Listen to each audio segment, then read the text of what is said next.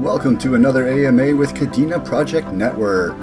In this episode, we will be speaking with the influencer Cosmos HOSS. This conversation was recorded on May 28, 2022, live on Twitter Spaces. The views and expressions in this AMA do not represent the views of KPN directly and are not to be considered as financial advice. Please make sure to do your own research on the projects presented. Also make sure to follow our account to be alerted of new uploads. Now let's get started. Enjoy. Ready for our minds to explode. What is the Kadena community? What's the nickname? Kadenians? Like, what is it? What do you guys go by? Yeah, it's Kadenians. Kadenians. I guess you could say Kadenians. Kadenia. I like Kadenians better, actually. Everyone has to have their nickname, you know? Yep. We got cosmonauts, secret agents, lunatics. Every little blockchain has their own osmos, the osmonauts. Yep. Cameron Haas, everybody doing well? By the way, I've got to hop off by probably around 6:45. My wife is probably going to stab me, so I've got to go to dinner with the family for something. Well, what time are you, what time zone are you at? Because right now in East Coast it's 7. Oh, like in 45 minutes. I'm in Central okay. at the moment. Okay. Yeah, that's fine. If you don't mind, Cosmos Haas, could you make Kobe Lazar a speaker? Did he raise his hand yet? There's already people in here. I don't even know where he's at. Let me check. Yeah. Hello to everyone as well. And thanks for having me. Oh, yeah. Glad to be here. I'll probably be doing a lot of listening today more than chatting. So, but yeah, anyways, thanks for having me. Well, not when you guys get your turn, the Kadenians. I don't really know much about Kadena. I have a little bit of a bag, but I'm fascinated a little bit about it. Over the last couple of shows, we didn't have one on Easter. I didn't do I did a Wednesday night show before Easter, but there's been quite a few little KDA names I see come through, and they share some knowledge, and it's very I love learning, man. It's all. Yeah, there's been quite a blending of communities I've noticed between Cosmos folks, Terra, Kadena over the past like maybe 6 months or so, maybe 6-7 months, and that's been pretty cool. You know what originally sort of like keyed me up to Kadena was that when they announced quite some time ago that the KADEX DEX was going to ultimately introduce UST as one of its stablecoin offerings. So obviously that kind of perked our ears on Terra. And then I guess I just spoke with the founder of Flux, Daniel, recently, who does the Zelcore wallet with their company. And he mentioned also that UST and Luna are ultimately natively going to be available there. So it's going to be a lot easier for people to move between Terra and Kadena. And then the IBC integration issue, with Cosmos is exciting for Kadena as well. But Terra also is not fully IBC compatible yet. They're still working on some things because it was one of the original Cosmos chains, and then they're getting there, and then it'll be a lot better integration with Kepler and all that too, right? So ultimately, I think Terra, Cosmos chains, and Kadena are going to have a lot of neat connections happening soon, which is cool. Oh yeah, especially with if you see it on the Kadena roadmap, or I'll keep it Kadena just so that there's no confusion. There's a Cosmos bridge coming, and then in parentheses Terra, of course. So that's going to be interesting. So Kadena will be IBC enabled. Yeah, is there kind of a timeline on those activities, or have you guys heard any alpha on that? Well, I think it's on the 2022 roadmap, so it should be on testnet by the end of 2022, and then hopefully in 2023 we'll get something. But the Kadena team doesn't typically like to give out dates or timeframes until they're pretty sure that they can pull them off. So. Yeah, they're a relatively small team, I think, right, for both KADEX and from Kadena. So it takes some time to kind of build, and I think part of it is too because you're on PACT. There aren't that many PACT developers, so new developers actually have to sort of like learn what they're doing and kind of really get their, take some time to sort of build, basically. Yeah, exactly. So yeah, I did hear from Little Bird that we're going to be getting some new PACT tutorials soon, which is the smart contract language for Kadena, for those who are new to it. And then also, obviously, Kadena announced a $100 million developer grants program, which is huge. So that's going to bring a lot of developer activity to the chain. And then, yeah. So from the perspective of like people that are going to be on like Cosmos or on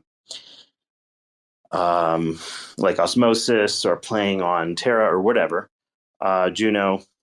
So once the ability to sort of like move back and forth, I think the most obvious way is going to be like UST as probably the core liquidity pool, if I had to imagine. But once that happens, like what have you guys seen as far as like cool shit we're going to be able to do with on Kadena? Like, are we talking like besides, of course, the decks and everything? There's some gaming sort of enterprises that are like building, and then there's some NFT things. Like, what kind of things are you guys seeing that are awesome? Hey, my name's Kobe. I hope you guys can hear me okay. I'm a founder at Eucalyptus Labs, and we're focused on the advancement of Kadena and these different protocols built on PACT. And one of the most important things to note here is that Kadena is not really a coin with other tokens on it like Ethereum, but it kind of lives on PACT the same any other token would. So once these SDK integrations are complete, you're going to be able to interact with the entire PACT network and all it enables with all these other projects by the IBC. So you're going to have all these different ecosystem options on Kadena that are also available to some degree on these other ecosystems. Yeah, cool. Like maybe you guys can talk about like some of the premier kind of like destinations or whatever you call it that people on Terra are going to be excited to play with when they get there. If someone else doesn't talk about Marmalade, I might, but it's the NFT standard by the Kadena team, and it's really, really exciting. I think Cameron might have something to add, given his profile photo and mine are kind of matching. But it allows a ton of different functionality. For example, being able to split up ownership of different assets that are NFTs on the blockchain. So you're able to really interact with NFTs in an entirely new, different way with other people and with your friends on the blockchain, and that's something new that they'll bring to the space overall. Cool. Yeah. Cam, you want to expand on that theory? Yeah, if anything, like I don't, I'm terrible at the technicals part of it, but yeah, from, my understanding, Marmalade or the protocol that they're releasing for NFTs, it's really just, it's kind of something that I've noticed with Kadena as well, is that for their, the way that they work is they really just want to look at what's happening in the market, look at what's happening around, and really do everything just better. It's like as soon as they started talking about Marmalade and they released their, I think it was like a 2-part document that you can find just kind of briefly talking about it. And it was published by Stuart Popejoy. And in reality, it breaks down to it will have kind of that true ownership where the chaos that we've seen ensue with OpenSea and fake accounts and so on and so forth, fake NFTs, bad purchases, whatever, what have you, all of that is really solved with the way that they're going to be changing it as far as the NFT actually being attached to the blockchain, but as well, the royalties structure will be built into the blockchain and the metadata as well. So you won't have to worry about a marketplace promising to pay you your royalties, basically. So for the smaller people, that royalties really matter. It's like the people who are selling their one-of-one painting for maybe $100, and then 10 years from now it sells for 10,000. Well, they will get that money, and so it's that kind of thing is really like. That's what I've noticed that really is going to switch the game up. And then as well, the multi-signature, so the way so on and so forth. Before we jump to that, so the way you described it, like the very definition of even like having to have a marketplace, not totally relevant, because as soon as your NFT changes hands with somebody else on the network, then the royalty the royalty gets taken care of at the time of any kind of like movement from one wallet to the other, I guess, huh? So exactly. No matter how much you pay for it, I wonder if it's like you pay for just a transfer, or you pay if there's like an actual sale of the NFT, or if it recognizes the difference between those two things. Yeah, and that's definitely where the technical side of it, as I said, gets a bit over my head. But yeah, no, it does. It works in some sort of like escrow way too. I'll try and find the article and I'll maybe like share it or whatnot. Because yeah, it's like definitely one to read through. The people that will understand it will definitely understand it better than I did. But yeah, that was, like I said, my understanding of it, and I just, that's.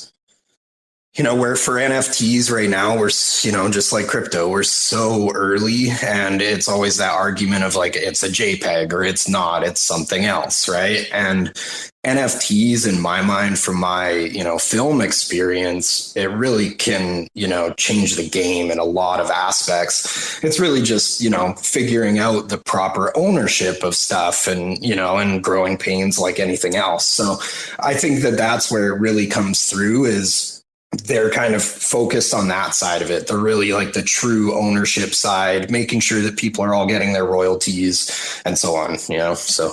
But for now, there is an actual NFT marketplace open on the platform, I guess. Not yet. That's the thing. So everyone's basically been waiting for Marmalade. I think it got finalized like 2 or 3 weeks ago now. So okay. Like I've heard stuff, I'll say. But yeah, we're basically expecting the first marketplace launch, I'd say within the next month, and it should be sooner than that, but I'll say within the next month. So yeah, we've got a lot of projects that are ready and willing. We just, we've had our first, we'll probably get into that later, but first IDO really, like, everything is so new on Kadena. It's crazy. Yeah, so I'll add something to that. CFI, I know you were asking about the difference between just transferring an NFT and the actual sale. Like, because Marmalade is on chain, how does it identify the difference between the two? So I believe that how Marmalade is built is with the idea of, if it's a transfer, it's a sale. So basically, if I want to transfer to someone, then both parties on chain, like not through a marketplace or anything. It's kind of like sending a token and you both come to agreement. So if you were going to transfer, it's like another wallet. You could do like a free transfer or something like that. As long as, like, obviously the NFT contract by the owner doesn't, say you can't do that, because that's how the on-chain code works with Marmalade. So it's like a escrow swap of some kind, basically. Yeah, exactly. If funds are exchanged to pay for it, then there's a royalty element. But if you just like swap from one wallet to the other, it's like it doesn't do that, maybe. Yeah, as long as it follows the rules of the actual smart contract that the NFT it belongs to, and both parties agree to it. Since we're all talking about NFTs right now, I don't know if you guys know about secret NFTs. So, like, if anyone knows me, they know I'm like a freaking JPEG junkie. And I have NFTs all over the place. And I just love NFTs. I love helping out the communities. I love being a part of the different communities. I have so many freaking NFTs, but it is what it is. But like secret, what you guys are saying that I'm so bullish on secret, just with, like, we'll just use NFTs for an example. You can literally buy NFTs on secret, and they call them SNP 20 tokens. So basically, if you guys know what like Monero is, it's like you wrap your token up and essentially it's private. So when you're talking about transferring, I could transfer you an NFT on secret network and no one on the blockchain will know. They use what's called deterministic encryption. So like there could be no bad actors, and essentially you get a private key. So you can still release your information if you choose to do so. And that not only goes with just like NFTs, but that's like any financial transaction that you're on secret network. So, we could parlay it into being like a hedge fund or an investment firm. And the way blockchain's currently constructed, it's not sustainable, because if like Cephii ran a he had a hedge fund and I was his competition. Well, the way it is now, Cephii does all his transactions. Like, you know what, this guy's pretty brilliant. I'm just going to copy and paste every move he does. And then, that's not sustainable. Just like in real life, like if I invest in something or if I send you something, the whole world doesn't know that I sent you it. So like secret network, it's basically, if you think of like, if you guys know what Monero is, if you know what Cosmos is, if you don't, well, you're definitely going to find out today with what Cosmos is about. It's Cosmos, it's like Ethereum and like Monero all put together in one big like blockchain. And like that technology is like, it's just so fascinating to me. It needs to improve, and it will improve, but it's one of the reasons that I'm like really like, that's like one of my pure passions is like secret network, because it's compliant too. It's not like it's this privacy token and like that's it, and you could just do all this like frivolous things and nefarious acts without anyone technically knowing. I mean, there's still record, you can release your records, but the whole world just doesn't know. So like if I wanted to send you money or whatever, I can wrap it and send it to you, and the whole world doesn't know, even if I wanted to send you. So like if you guys get over to IBC and they say they would have like SKDA, I could send you Kadena and no one else, you wouldn't even know. I could just send it to you and you wouldn't even know where it came from. It would just go into your wallet. It's pretty badass. And then you can unwrap it. So like what Secret does is you would be able to see that I interacted with a contract, but you wouldn't know where it came from or how much that contract was. So like if you bought an NFT for $500, it's not going to say, hey, this person bought it for $500, then he sold it for $700 and he made $200. Now the record would still be there if you want to release it. But that's kind of one of the reasons I really like Secret Network when it comes to we'll just use like NFTs for an example. So, and I think Up had a hand up a second ago. Go ahead. Up. His question. Hey, what's up, everybody? Hey. I just wanted to comment about the NFTs on Kadena as well. I was looking at the Marmalade website while everybody was talking, and just to expand on how the ledgers work on the way that everybody's referring to the royalties and how the NFT is set up, and that's exactly what Marmalade does, is allow the customization of the protocol of the NFT or the code. And it allows single polyfungical ledgers to follow that NFT. So I guess right now, and I don't interact much on the Ethereum network with NFTs at all, but apparently it's a black box where if you move from one network or one like ERC20 or 721 or 1155, it's like a black box where they don't follow each other. When Stuart and Will were developing Marmalade, that was kept in mind, where this could move across the Kadena platform and hopefully across the IBC platform, where all of the ledger would remain intact, and all of those royalties and everything that Cameron was speaking to would follow for the life of the NFT, which is I guess a groundbreaking evolution in NFTs. It's a first time thing. So I just wanted to expand on that. And then someone else said, it was CFI or CEFI about what NFT marketplaces are already on Kadena. Marmalade is not out yet, but there is one called Galenas.io where there are chicken NFTs that you can breed, and there's different rarities and how what the chickens are wearing, but you can buy and sell and already interact on the Kadena blockchain in that marketplace. And then I believe KittyCat token or KittyCat NFTs also has their own portal, which will allow you to log in and interact with your NFT, which there are some other perks there. But Kadena will allow you to put your NFT platform on it. They just haven't enabled the Marmalade protocol yet. So nice. Cool. So what I was going to maybe do real quick, just because there's probably people in the audience that don't really sort of like know what these different blockchains actually are. Just a quick overview, just from my understanding, is for starters, what Cosmos basically is, it's the ability to create sovereign chains for any application that you feel like producing. So Osmosis is a DEX by nature. Terra is a stable coin, sort of like, money printing press by its nature. What else? You have things like Secret Network, which have special features that are privacy related. You have DVPN, which is like a way to pay for and interact with like a VPN network that's sort of like crypto financing in the background. So all these interesting sort of like Cosmos chains have their own little features. I think the reality is that not everyone's going to need all of those. So there are going to be features like NFTs you might find on Juno or Secret or Terra. You might find, certain very specific services like Akash for paying for cloud computing and different things. So don't get too confused about all that. And then the ability to connect to all these things really, really easily is kind of like the nice thing about these systems. And then Kadena, the big thing is it's a proof of work system, not proof of stake, and it is designed to be decentralized public blockchain, which is theoretically infinitely scalable with basically a graph style setup called Chainweb, and you have finality that's very quick across the like the closest parallel chains to your particular chain you're interacting with, and then finality can occur over a period of time, but you get like instantaneous sort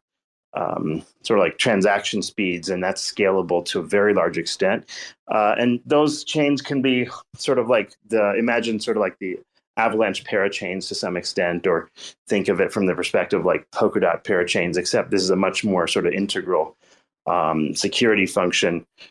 And maybe like more secure because of its proof of work function, as well as having some the specialty feature of Kadena. I think, in addition to that, is it has its own Turing incomplete programming language that's used called PACT, which basically is a highly secure, sort of like human readable type of language, so that it can be audited by anyone from a lawyer to a corporation to whoever. And so there's some interesting features of this network from speed and scalability that, once you have something like UST from Terra, and it's, now on Osmosis, it's going to be on CADEX, then what you're going to end up being able to do is you're going to be able to jump around from one chain to the other for whatever feature you think you need. And that's why sort of I brought up the NFT point earlier on, because like one of the cross-chain applications people are doing a lot of is their NFT shopping, right? So like, oh, can I get some on Kadena? Can I get some on Secret or on Terra or whatever? And you don't really necessarily, you just want the art, let's say, you're perfectly fine shopping wherever for it, right? So there'll be other sort of applications that are highly specific that will emerge. Like maybe a high frequency trading platform might be better off on like Kadena because of speed, for example, or maybe, Secret has some cool shit because you need the privacy features, or you might need, whatever, right? There might be really, really great investing opportunities with like Nebula Protocol and Terra, for example. And just so I think what this is going to do is create you a huge variety of different things you could do with your money. And it's just like the ecosystem broadly. I don't think you're going to even notice the difference between where you actually are. Like, you're not going to notice the difference in what the hell you're actually using in the background, because the wallets are like increasingly connecting to everything. And that's really cool. Yeah, I agree with that. I'm looking forward to that. And one of the reasons I love NFTs is just what you stated. A lot of people, they don't have any sort of allegiance to some sort of particular blockchain. They do just like, man, this is some cool ass art, or I like this. And then they find out how to do that just from art. And like you said, there's going to be so many different applications, and it's all about options. Whether I use those particular options or not, I just like the fact that those are going to be available. And I had a question for the Kadena guys. Like, so when Marmalade comes out, are they going to have their own token, or how does that work? I believe they would say no. Marmalade is just the name for the protocol, basically. Like their token, I think it's like a KIP 7 something kind of thing. Don't quote me on that. But basically Marmalade is their own protocol that then, everyone's going to be able to build upon.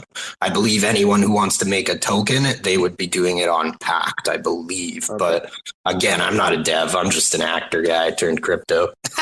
One of the things that I really like about like IBC, for example, is pretty soon when interchain security comes out with Atom, which is the OG of Cosmos, you're going to be able to like basically use any asset to do anything. So like Osmosis is like the DEX on like IBC. And pretty soon, they don't actually have fees right now. Like you could just do transactions with no gas, but eventually they'll turn it on and you'll be able to just choose whatever token that's IBC enabled. And like right now, I think there's like 43 or 44 L1 blockchains. Like they're all sovereign, but soon you'll be able to just use whatever gas that you want, basically, like throughout the whole entire ecosystem, which is going to be and combining ThorChain, which hopefully ThorChain has a Kadena integration as well, you'll be able to use service like Rango, for example, and that's going to connect to, say, all these different chains, all the way from Bitcoin to UST to whatever. And you're going to be able to like click a button and say, hey, I want UST to become Bitcoin, or I want, KDA to become Bitcoin, or vice versa. You're going to be able to just click of a button, and you get all these like wild wallet integrations and cross-chain dexes. And it's just going to make life's going to be a lot easier about a year from now, I think. Yeah, and not only that, as like an investor, and if like you're a hodler of like KDA, I mean that's only gonna, to me, it's only appreciating your asset, because it's a pain in the ass if it's only on like a centralized exchange, because they do IOUs and they don't even have the tokens there, and it's a bunch of bullshit. And then once you can get paired with like UST or whatever type of pairings, if you get over on like Osmosis and you have it with an Osmo pair, your value is just going to go up. It's like, what's cool about IBC is like it's like an instantaneous network effect. So you'll be seen by so many people. They'll be like, oh, what's this? And they might not even know what KDA is, but they'll find out, because it's like once you become a part of IBC, essentially you're going to be found out about. Like there's a lot to know. Like right now, I said like there's like 43 or 44, but I have a general idea of pretty much every single one and what they do and what they can offer. And that would be the same way. Like, oh, what's this token? And then people will find out about it. So that would be really good. Well, yeah, and the sweet thing too with like Kepler, how it just instantly connects to like whatever chain you need it to connect to, and the second you like put an address in, it just sends it to that exact chain, whether it's like you said, Juno or Osmosis or whatever you need, and then throw it into Osmosis and swap it or chuck it in a liquidity pool. And then I remember coming over from ETH when you guys like onboarded me onto IBC, and I was like, holy, it's like essentially free, and it goes from one chain to the next in like a matter of seconds. It was, yeah, it's pretty insane. Yeah, and that's the goal of it. It's the, like Seffi was saying, when we're like right now, when you're on Web 2, you type in a website, you hit enter. You don't care how it's getting there. That's how IBC is going to be. You're just going to use it, and you're not even going to know what's going on, but it's just going to work.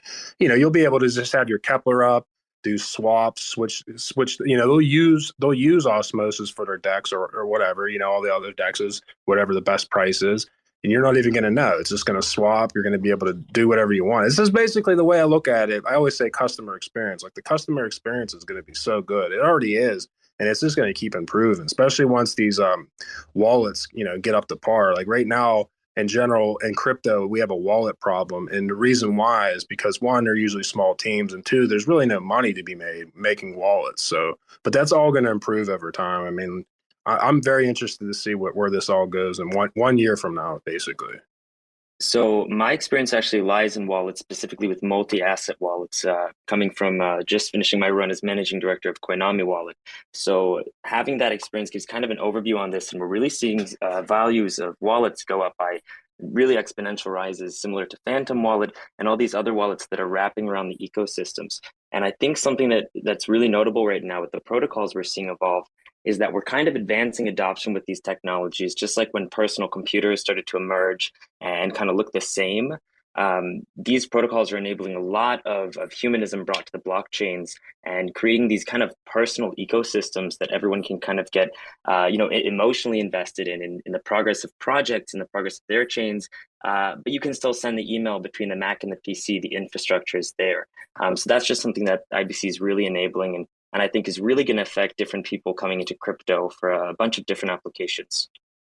Yeah, and if you just think about it, like I try to use metaphors, but imagine if every human spoke the same language, like how far along we probably would be by now. There would be no communication barriers since day one. And that's kind of what IBC does. It's like a universal language, and there's instant access and instant data going back and forth and back and forth. And it's like, that's just kind of the way it is. Like everything's like, I try to explain to people, if you're not in IBC, you're just like a sovereign blockchain out like an island or whatever, and you're just like stranded, and you can't send data or packets or information to another island because every other island speaks a different language. Well, IBC, all of it's the same language, basically. Yeah, like an example of where like these connections are sitting, and you may not even realize it.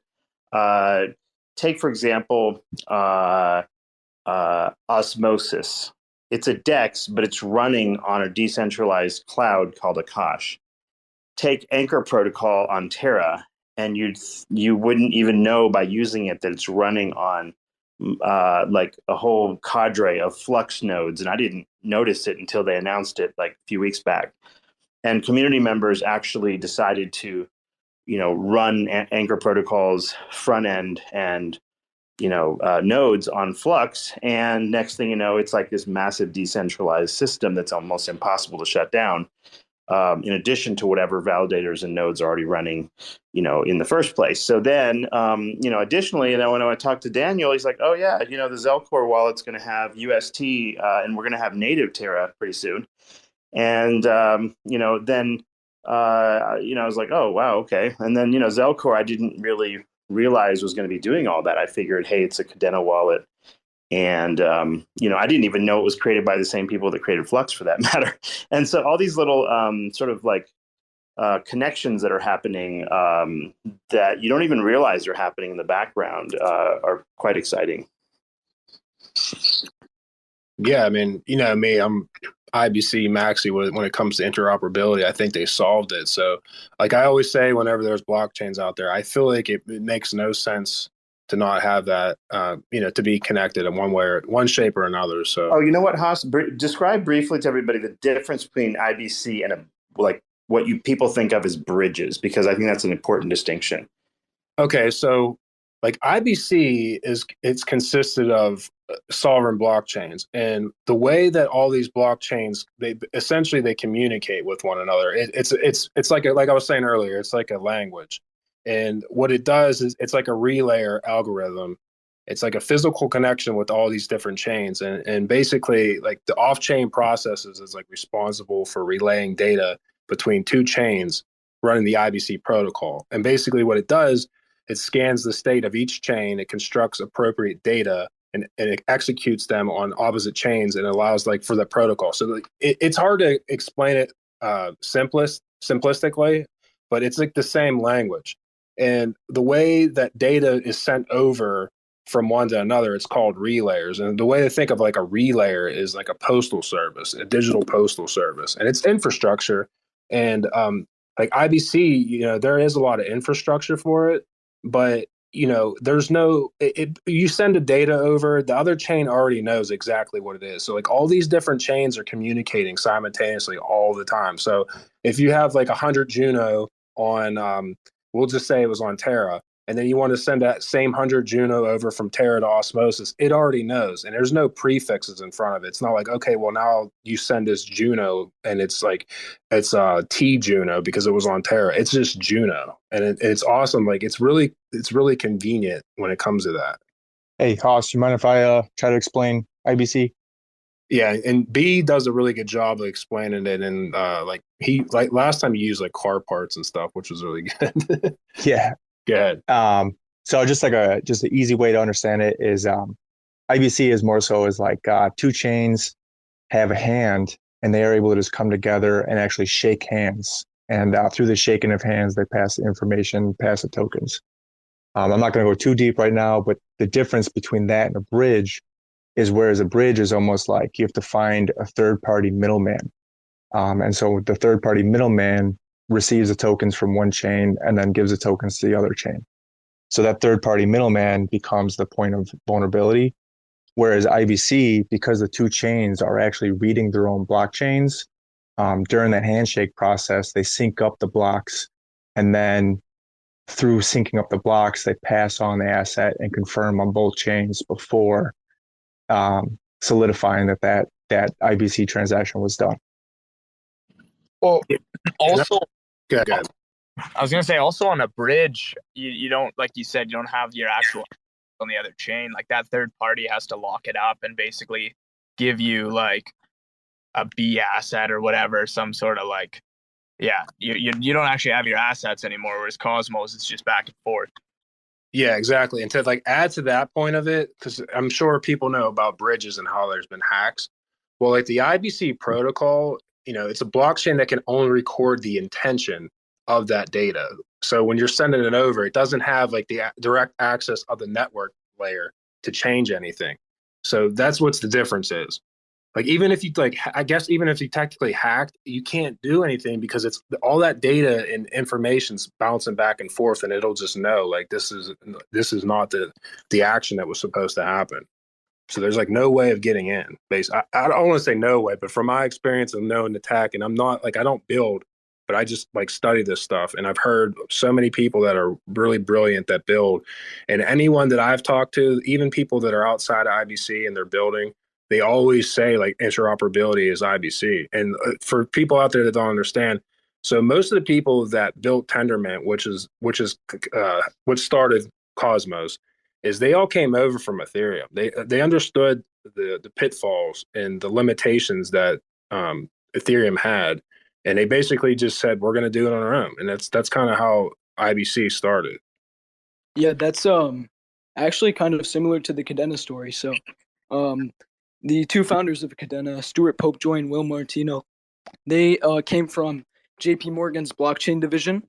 So they were interviewing a lot of blockchain company representatives, and they've talked to Vitalik and others, and they were trying to see which blockchain fit JP Morgan for what they were, what they were working on. And they saw the limitations of Ethereum and other blockchains, so they built the first blockchain. I think it was called, actually, this is kind of a coincidence, called Juno. Not the same as the Cosmos Juno chain, but same name. And after that, I think they left and they started Kadena, seeing the limitations of Ethereum. So yeah, that's one similarity. And then I also like to point out, you brought up like user experience, right? Like customer experience when it comes to Cosmos, and how I shouldn't have to think about what I'm doing. The blockchain should just handle it for me, which is kind of the goal when it comes to mass adoption. And I think Kadena is also focused on that because, as you guys may know, Kadena is a very low-cost blockchain, like low gas fees. And there's actually a feature where the contract deployer can set up a wallet, and then it'll pay for the gas fees from the customer side. So I can just submit a transaction. I don't have to worry about gas or anything like that. So I think that's also another similarity with Cosmos, and I think it can bring a lot to the Cosmos ecosystem with that. That's awesome. So I forget, I was just about to ask you something about Kadena. So is there anywhere where you can see like the analytics of, I guess, like how many people are running nodes or mining, I should say? Is there anywhere to see that information? That's at, I'm going to find, it's at Anodite. I'll send it and I'll tweet it out right now. All right, cool. Yeah, I'm always like studying analytics and like how many people are actually mining and how lucrative it could potentially be if you were to say mining 24/7 on one machine, or if you had multiple machines. And Yep. I'm tweeting it out right now. That's the website. Well, yeah.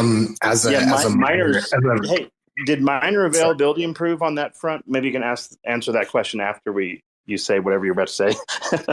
Yeah, no worries. Oh no, I was just going to say, as a miner, from what I've seen about our analytics, what people post and all that, is if you pay attention to, the hash rate, basically, if the hash rate is growing, then something is happening behind the scenes. A lot of people have zero clue what's going on with Kadena, but when you look at our hash rate, it keeps on rising, just like Bitcoin did back in the day. So a lot of people are hinting to things, but it's one of those things where I always put it to Stuart and the team have their tokens locked, I believe, for 10 years. So that alone should instill some hope that if you buy a miner in the next little unheard bit, of in crypto, by the way, it'll last. You know what I mean? Yeah. Most teams hold their tokens for 6 months to a year, and that's about it. And then they're cashing out.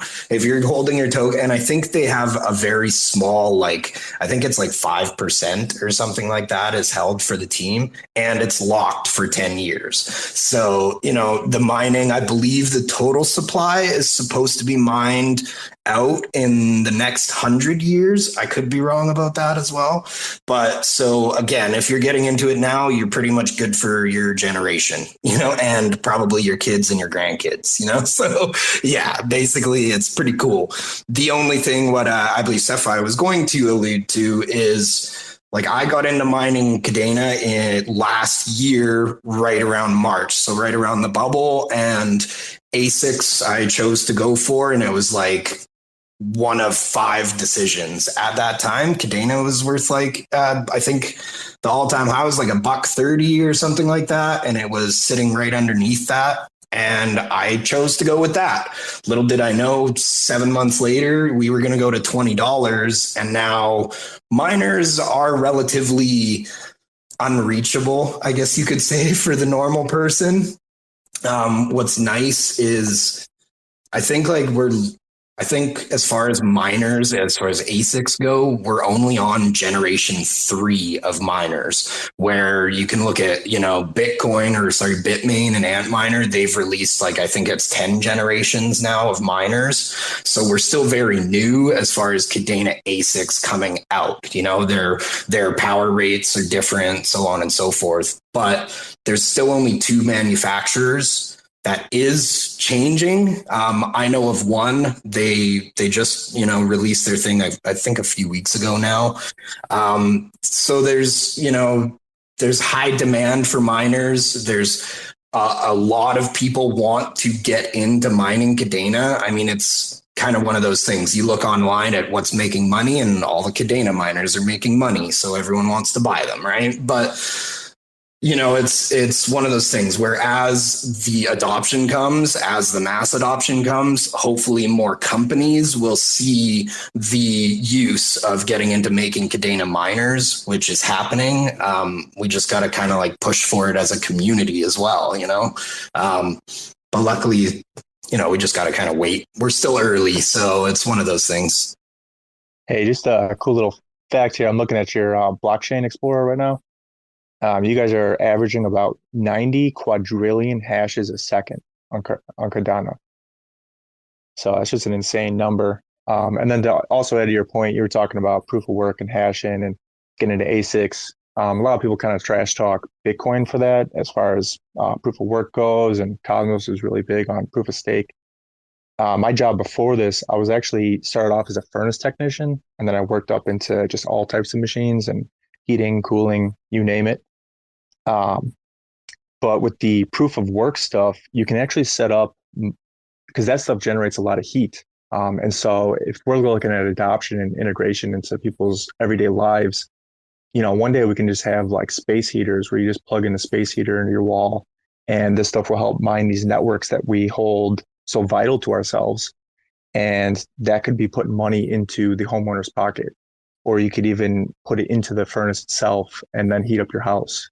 That would cut costs as far as electricity goes, which would be better for the environment, specifically because instead of doing both mining and running heat, you would just switch over to where the mining is taking up all these heating options. Yeah, I think so. that... If you're also, go ahead, Kobe. So if you're also on Kadena, one of the other layers of decentralization is the Chainweb mining client, which really adds another layer of decentralization onto the reward system of mining, so that individuals can benefit just the same if they're mining through a large centralized pool, through this really interesting protocol that's now been proven and launched by, I think, Blockchain Doug on Twitter.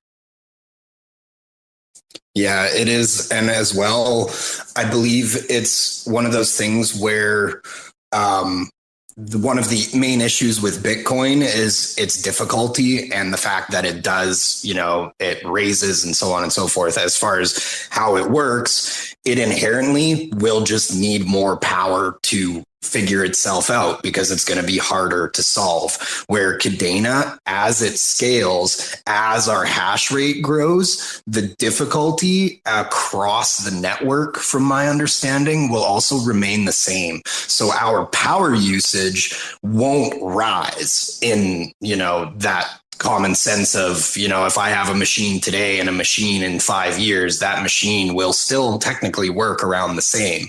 It might be dead by then, but that's kind of what I'm saying is in 10 years, we won't be like a monolith, and that's in reality, the power cost of Bitcoin alone is tiny compared to most of our worldly industries. So, that's for a different conversation. But yeah, so that's another good part of the mining basically is Kadena is very green forward. They also have like a green initiative where if you're like a solo miner running your solo pool that Kobe was just talking about, and you're able to prove that you are using renewable energy, they will actually have, I can't remember how they explained it, but there's basically going to be a sort of rewards system where you will be rewarded more for being a green miner as well. So they're kind of, it leads to what I said earlier, is they look at all these issues that are combating, a lot of these major chains, and they figure out an issue for it right now. It's like, okay, everyone's worried about power. Let's make a green initiative, so on. And so they just keep adding better features to, from, in my perspective, for the future, not for right now. Let's deal with it now and get it over with. It's like, no, let's do it right. And then we'll be good for the rest, like we don't have to worry about it in 15 years or 5 years or 2 years, so. It just made me think of we have a blockchain called Region Network. It's all about carbon credits and like green initiatives. I think B knows a lot about it. Maybe that'd be awesome somehow if Kadena and Region can collaborate whenever you guys get over here. I actually do have a question about that hash rate. If someone has an answer for that, the way that they scale that, is that by introducing new chains to help reach consensus instead of just increasing the difficulty? Yeah, it is. So basically, like CFI said earlier, it's through graph theory. That's what Chainweb is based on. So right now there are 20 chains on Kadena. So think of it like avalanche chains, like avalanche subnets, right? The X chain, C chain, P chain, but also it's kind of hard to manage with 20, obviously. So the Kadena team are working on, I think I'm going to call it like a chain agnostic system. So we're already seeing that put to work by decentralized applications today, like KD Launch, which is a launchpad on Kadena. They just announced their DEX their DEX coming soon, and it's going to have chain agnostic. So let's say I'm on Kadena's chain 1, and I want to buy a token that's on chain 5. Basically, what I can do is I just put in the trade on chain 1, and they handle the chain transfers on the back end.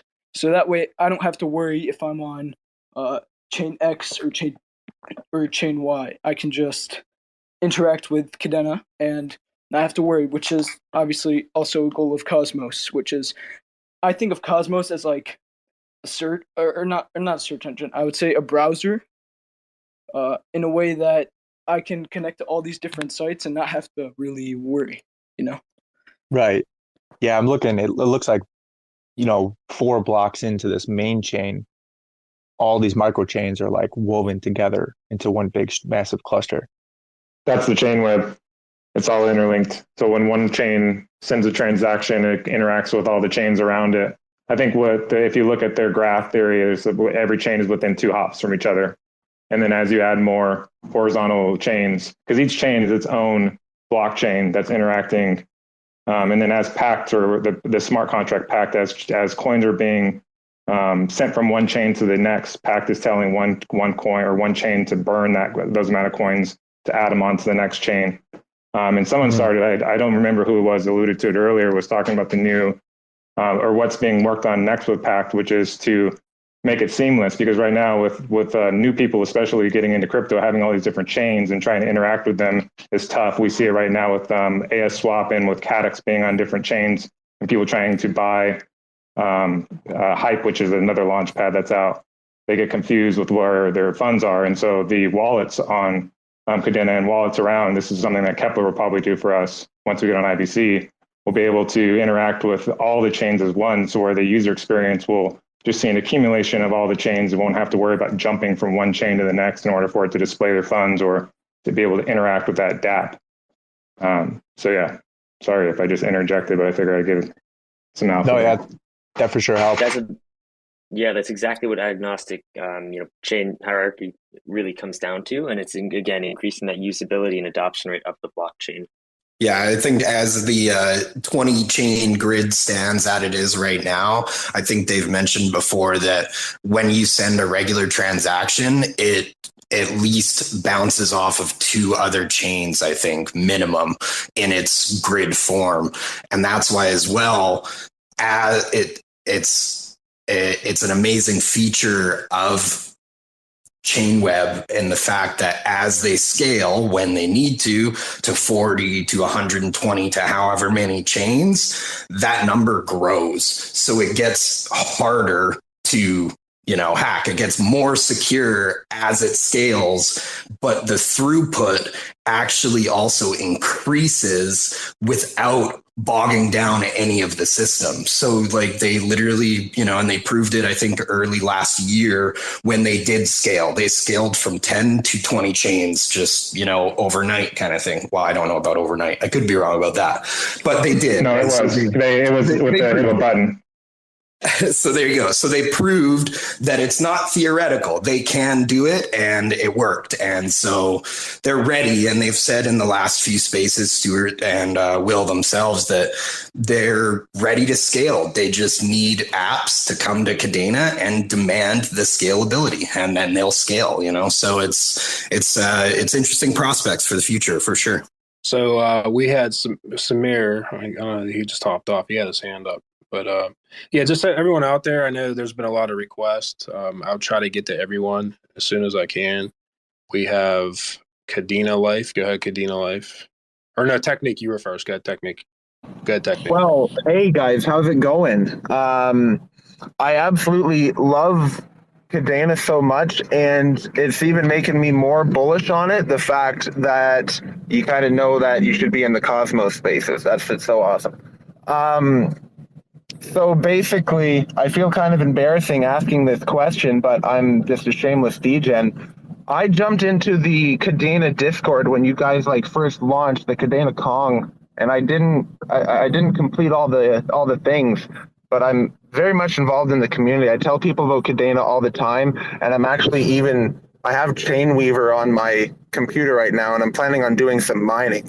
So maybe that gets me a whitelist spot for a Kong. If Kongs are here. They're in here. I just wanted to reset the room. Actually, Kadena Bulls is in here. They're doing a whitelist. I actually am doing it. I'm not trying to show them, but they're pretty cool. And I love NFTs. So if you guys want to join, after the show, I'm going to announce the 10 winners for their whitelist. But yeah, I love NFTs. So I'll give them a quick shout out too. So back to Kadena, how is the tokenomics similar to, I know it's 1 billion max, but how is it similar? Do you guys do a thirding or a halvening, or how does that work?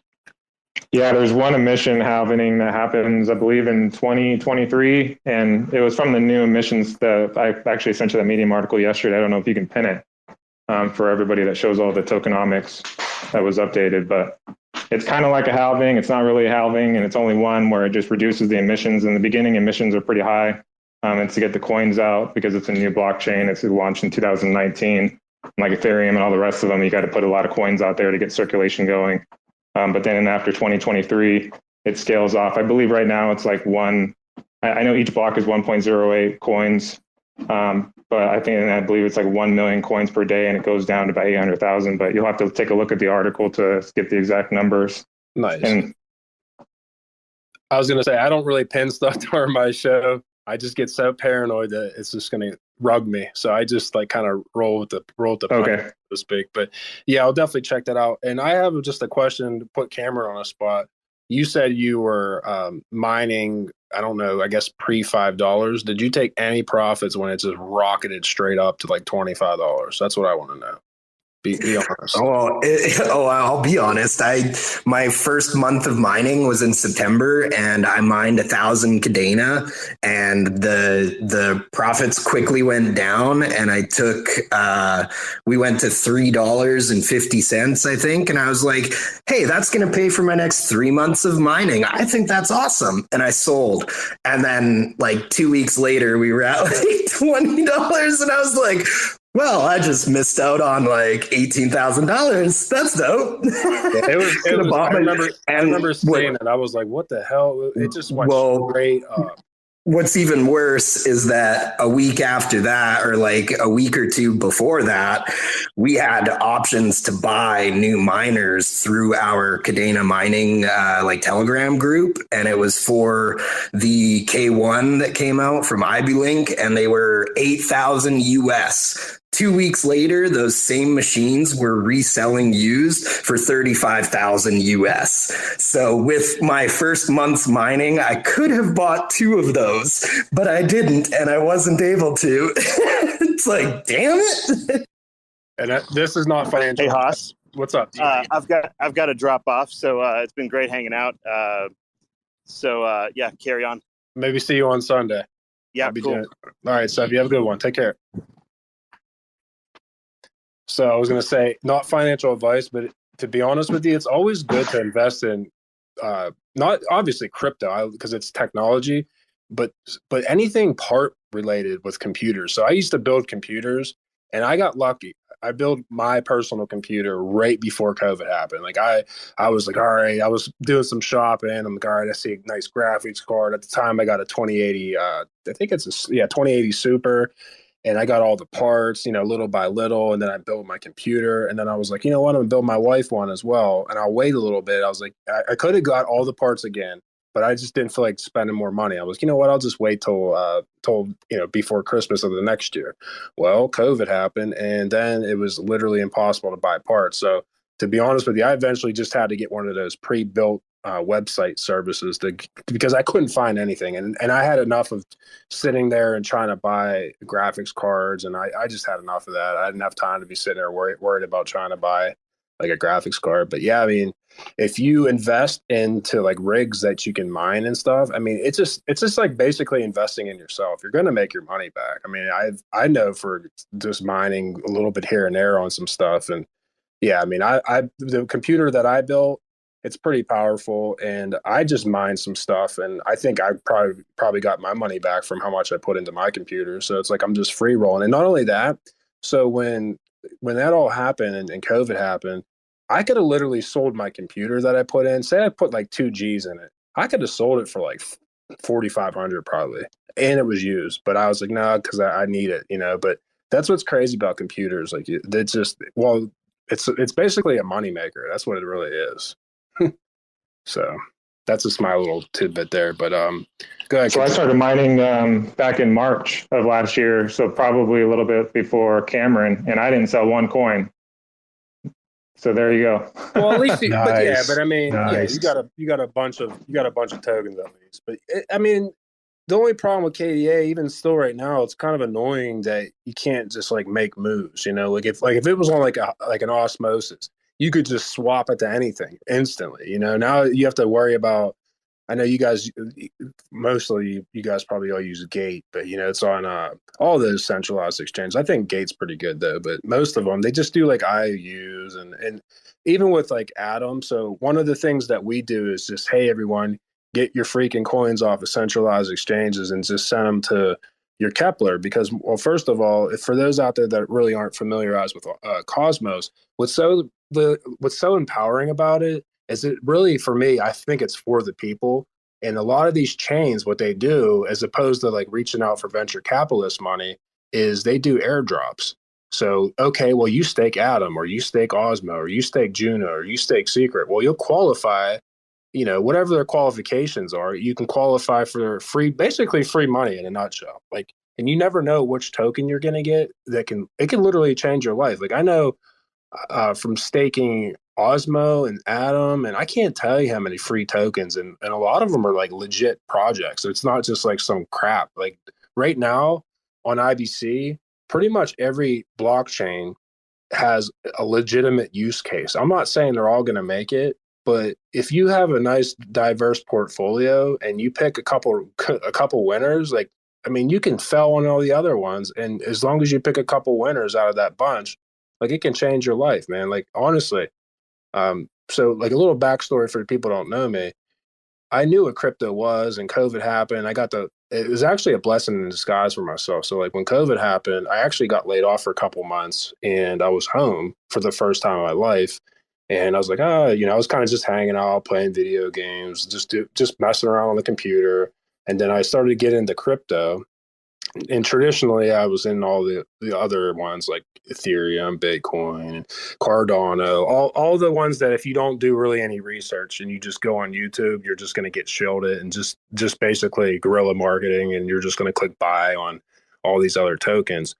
And I was doing okay. I had like XRP and a couple other ones, but it was I think June or so, end of June.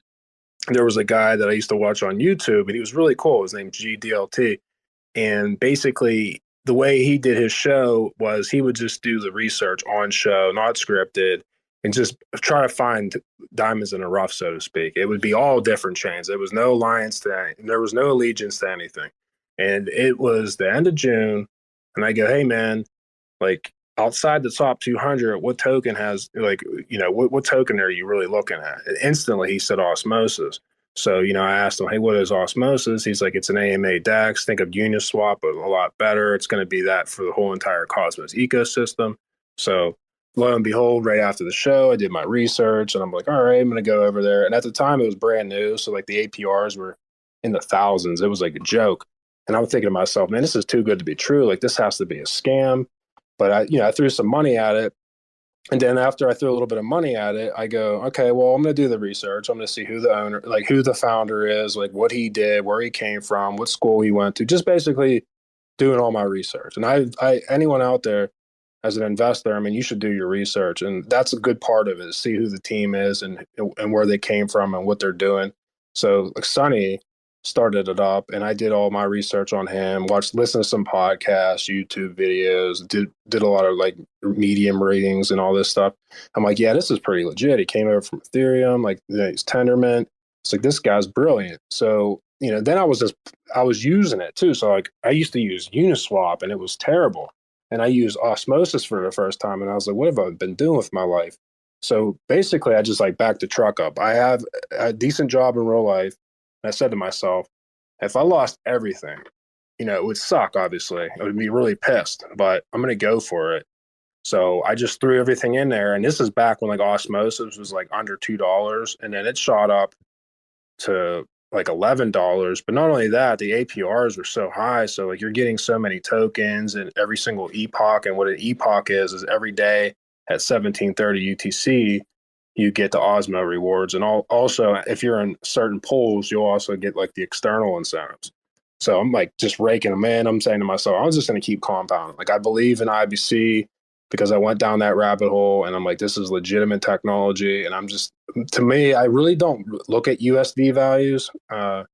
If you're in it for the short term, obviously you need to, but I'm here for the long haul.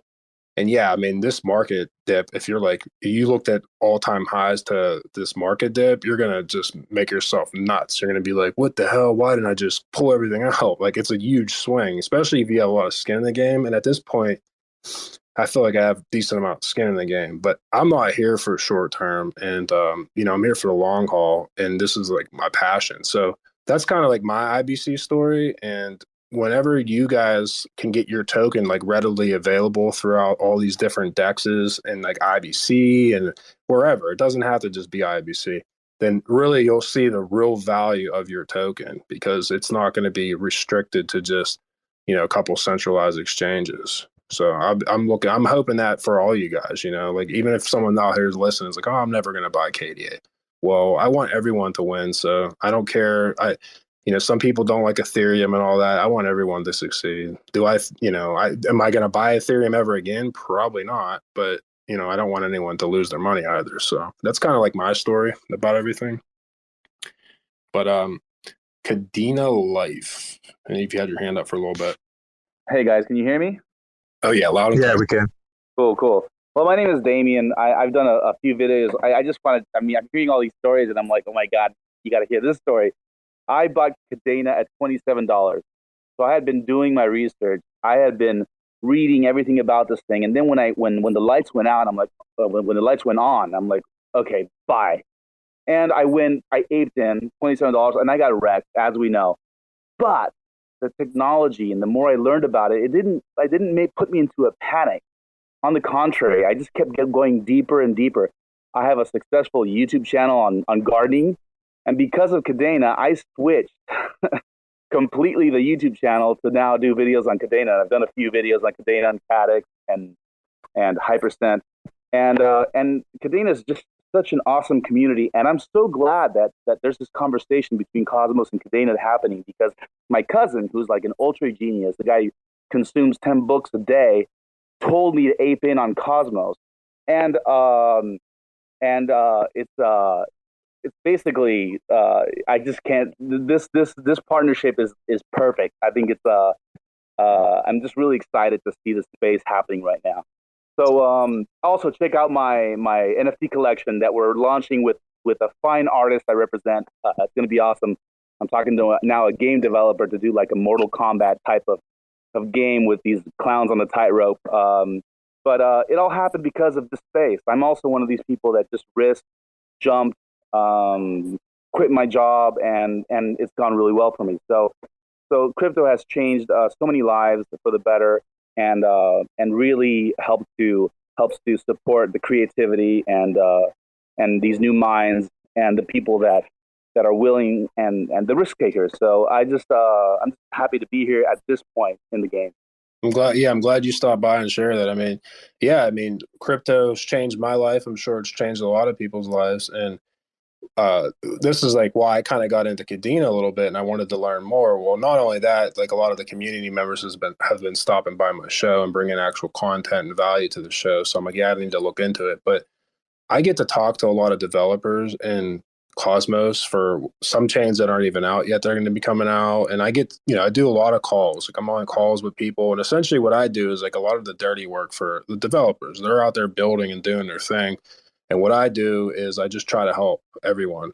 So whether that's just linking someone up with one another or whatever. So I get a lot of calls, and I've talked to multiple developers in Cosmos, and they've said good things about Kadena. So that also, and I respect their opinions. Like I'm like, yeah, this guy's brilliant. When it comes to technology and building, he's way more, he's a lot more of a genius than I would be when it comes to something like that. And I'm just a common sense guy and a money guy. I'm an accountant in real life, and I just understand what crypto is, like what blockchains are. Really all it is a decentralized ledger. And there's no middleman. That's essentially, at the end of the day, that's kind of what a blockchain is. And then with like Cosmos, each sovereign chain has like its own uniqueness and value that it can bring to the table. And what I love about IBC and Cosmos in general is it's like one huge gang, and there's no tribalism, and it's like we all got each other's backs. And that's one of the things that really it gets me going. Like crypto and finding IBC has almost been a second part of my life. I don't want to say almost, it has been. It's been so much more fun than real life work. I do still work in real life, but I get to work. Fortunately, I get to work from home. And if my boss or anyone was like, "Hey, you need to come back to the office," which I don't see that happening, I would obviously have to quit and tell them no, because this is way more fun. And it's not even just like the financial aspect of it. It's just the knowledge every day. Like we do these shows and I get to learn, it's like I get to do something I love to do. It's fun. It's way more fun than working from for some jerk boss basically all day long. So I'm glad that you got to share that. And I'm glad, anyone out there listening, if you really get involved and you know your stuff and you do your research, it's not easy. You need to know what you're talking about. You need to know and understand what the technology is, be accountable.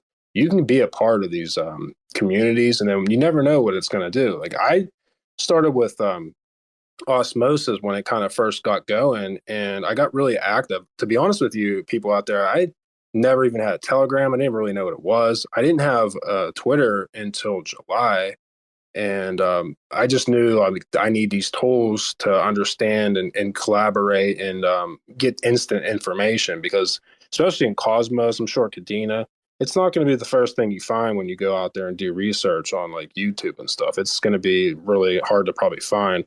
And what fascinates me about both communities is the appreciation for technology.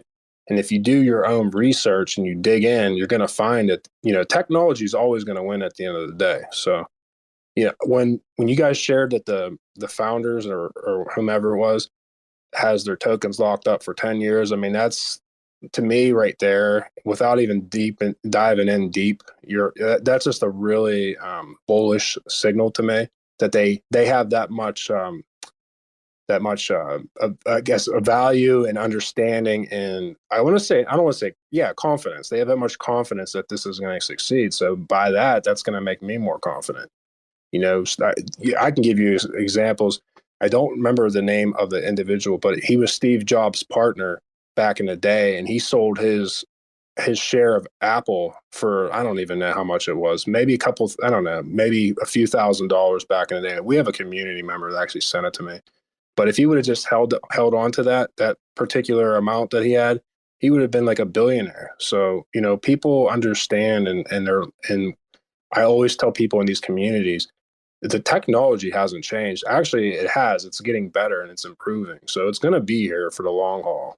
And you just got to invest in technology. The road is going to be bumpy. I mean, it goes for anything. Like if you would have been old enough to invest in Apple, Google, Microsoft, Amazon, all those guys, when they just first got going, it wasn't uncommon for an 80% retraction. You just had to hold on, man. Just be like, I believe in this. And you can't worry about it. It sucks.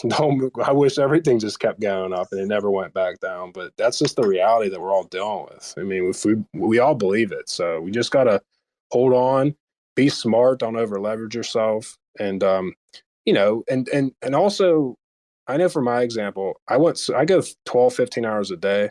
Sometimes you just need to take a little break, get some air, go outside. Don't worry about crypto. It's not going anywhere. So that's what I'll just give us some advice on. But we got. I got a quick question. Go ahead. Since we're talking about Kadena and IBC, does anyone know, is there any coins that can transfer right now? Or is there any type of bridge where we could kind of seamlessly go in between the two ecosystems? Well, hey there. Go ahead and pick that up if you want to. I was going to talk on that. Yeah, go for it. Oh, okay then. So I think Kadena was actually working on Kadena Mint a while ago, which is, you might recognize. That's exactly what I was going to talk about. Yeah, and Kadena Mint. I just saw that on our main page too, so I'm like, yo. Go on. You probably know more than me, Cryptnot. I'm gonna be real. I just know that it exists. That's kind of how they're developing PACT in basic modules built within Tendermint, which is what Cosmos, was kind of coded in. How Kadena is plan on connect to the IBC, basically, and developing the PACT smart contract language into modules within Tendermint, which they're going to call Kadena Mint, is how they're going to go ahead and establish a lot of the base bridges into Chainweb. Still not exactly sure how that's going to look as far as like how they're going to integrate with all the chains and how that's going to kind of bridge over and everything. But that's something that they're definitely working on. And like you said, it's on the roadmap with EVM compatibility as well. Yeah, I think it's through what they're now calling PACT Core. I think that's what it is. There you go. On the roadmap, it's supposed to be kind of like enabling PACT on Cosmos and their other bridges. So yeah, that's an exciting prospect for the future. Cool. Yeah, do you guys happen to have UST or USDC and stuff like that? Not at the moment, but when CADEX, our zero gas fee DEX, launches on Kadena, it's going to have Frax on it, and it's going to be through a bridge with Ethereum. And yeah, that's exciting. And then obviously UST would come with the Terra and Cosmos bridge. So, yeah, and that'll just make it effortless. It'll just be interoperable. You'll be able to send UST through wherever. And then I'm sure what they'll do, like CADEX, or they'll either probably add like an Atom pool or an Osmo pool, because those tokens are just basically the main tokens of transportation, so to speak, from one chain to the other. So that would make it.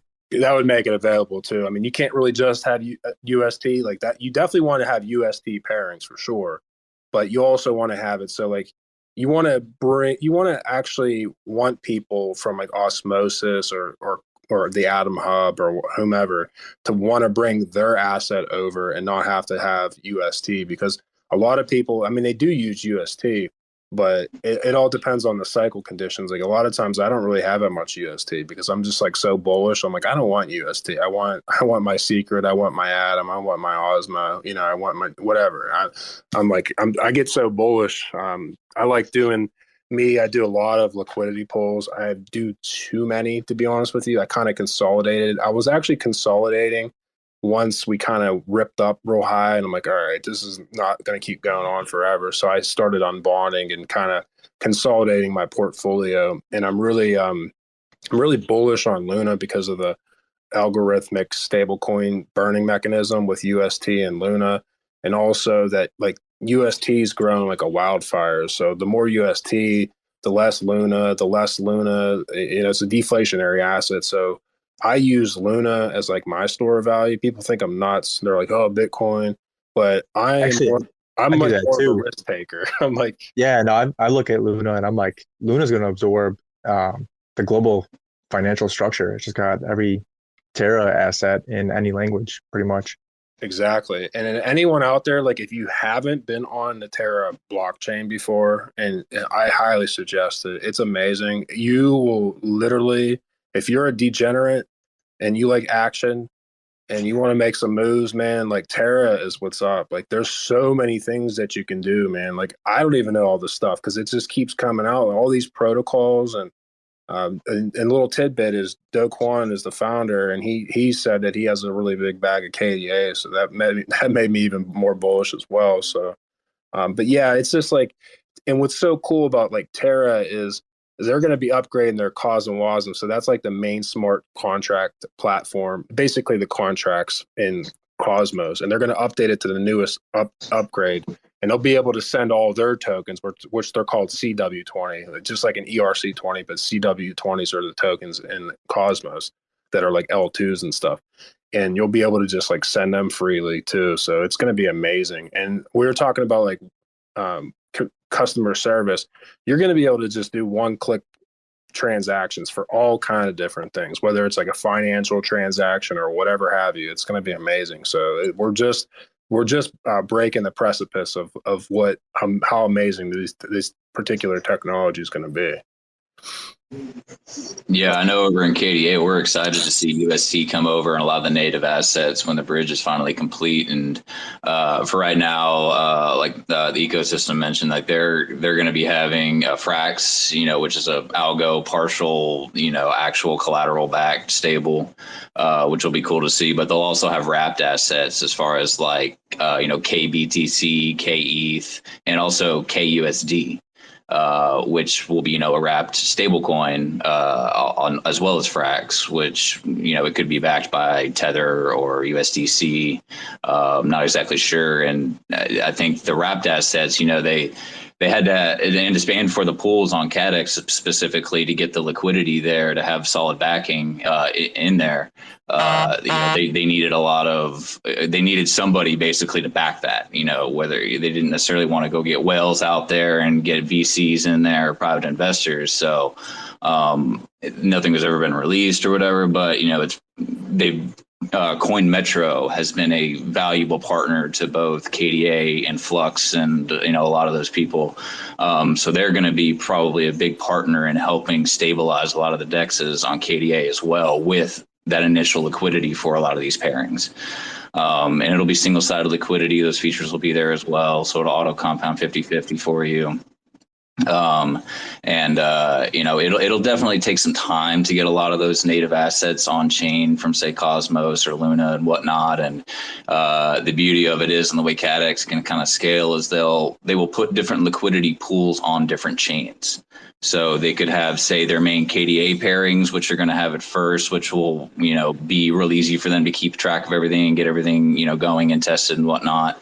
KDA will be the main trading swap asset pair for everything there. And then for, say, Luna, they could start putting those assets. It'll be on the DEX, but the transactions will be going through, say, on like chain 2 or 3. And then for Cosmos, they could put those pools and those transactions on their own chain, like 4, 5, and 6 or something like that. So there's lots of different ways that they can scale. And, you know, KDA themselves is making these big updates to the PACT smart contract language itself, and KDA Chainweb, the actual blockchain programming nodes, all that sort of stuff as well, to do basically kind of smart routing of assets through multiple chains, with being able to sign transactions on all chains at once, seeing your balance on all chains at once, and those are those features have really just been announced and are rolling out. So yeah, we're still early, and a lot is being developed, and still plenty to come. Nice. So from your user experience, then, do you guys look at the 20 chains as like one chain? Like, is that your one experience, or is it kind of like Cosmos, where it's like, I'm going to go over to Dex, I'll go on this chain, or I'm going to go play with smart contracts, I'll go on that chain, or NFTs for that chain? Yeah. You guys, yeah, go on.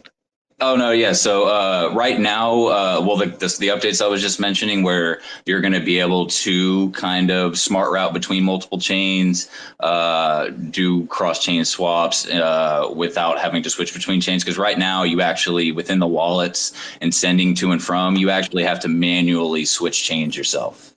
You have to send assets from chain 1 to chain 0 in order to make sure that the dApp that you're interacting with, they might only be on chain 1 right now. So you have to get your assets on chain 1 and only swap on chain 1 at this current time.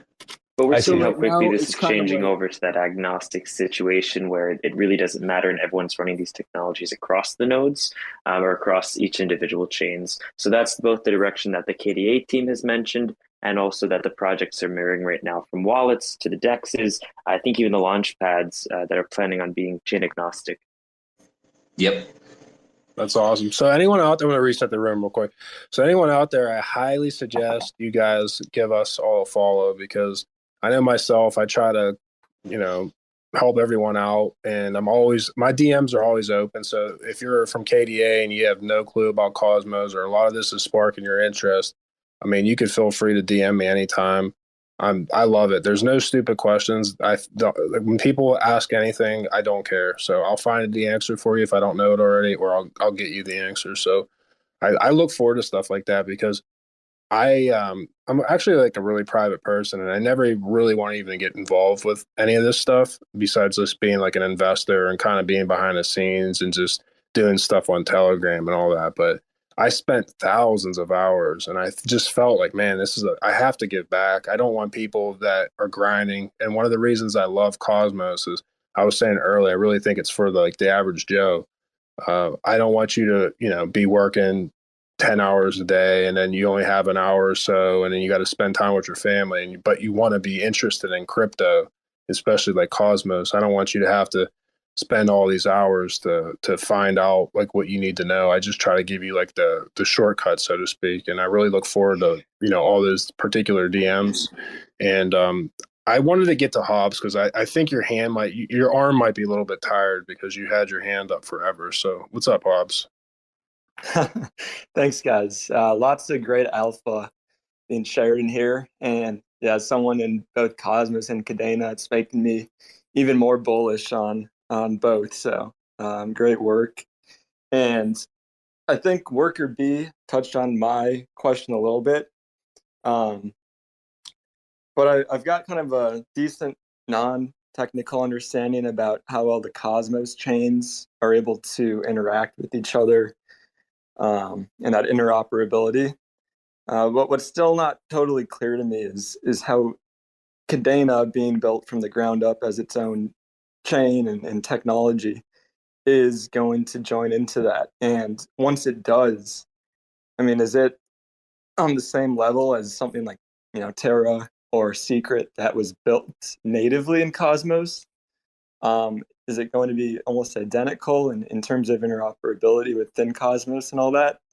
Well, I was going to say, once it gets over to Cosmos, we usually have different bridge solutions, but like say it's a chronological bridge, which is like the chosen one, it will just be a composable asset throughout all the ecosystem. Since Cosmos always essentially communicates simultaneously and just knows everything that's within the Cosmos, that it could be throughout all the ecosystem. But what's so cool about like sovereign blockchains is each blockchain could have its own set of rules. So what I mean by that is a blockchain could say, no, we don't want KDA over here, or there's no point because it doesn't fit what we're trying to do. And not that they don't like KDA, it's just, it's not what they're trying to do. So it's not like it just can easily just go over to any of them. You would have to have like a relayer set up and stuff like that. But yeah, I mean, for the most part, and then when it goes over to KDA, then it would just be, like I say, it was Atom or Osmo. At that time, it might need to be wrapped, like, hey, whatever their little prefixes in front of it or whatnot. There even may be a prefix from like KDA when it comes over. It might have like, I don't know, whatever their little prefix would be, So, but yeah, once it's over, I think it's just composable. I think also a good thing to think about as far as IBC goes is that it's actually separate from the Cosmos SDK. IBC you could think of as sort of like TCP, which is the Internet Protocol, which allows every single computer, phone, tablet, iPhone, Android, anything, they're all connected together through this protocol called TPC. And so IBC is like that same thing for blockchains. So Cosmos SDK comes pre-built with that protocol, but any chain, any work or consensus algorithm can actually integrate with IBC. Some of them, like Bitcoin, actually do need a bridge to kind of create some type of finality, just because the two chains are communicating specifically in that moment. But yeah, any single chain can actually communicate through IBC. So it's really no issue to have Kadena come over and run their own isolated stuff and still work interoperable with the rest of Cosmos.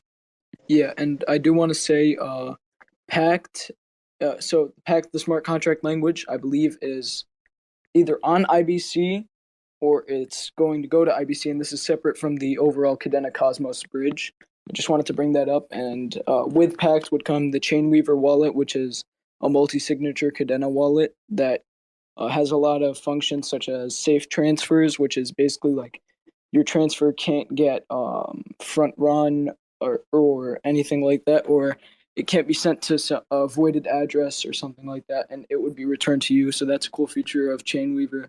And then also the multi-signature aspect of it adds another layer of security.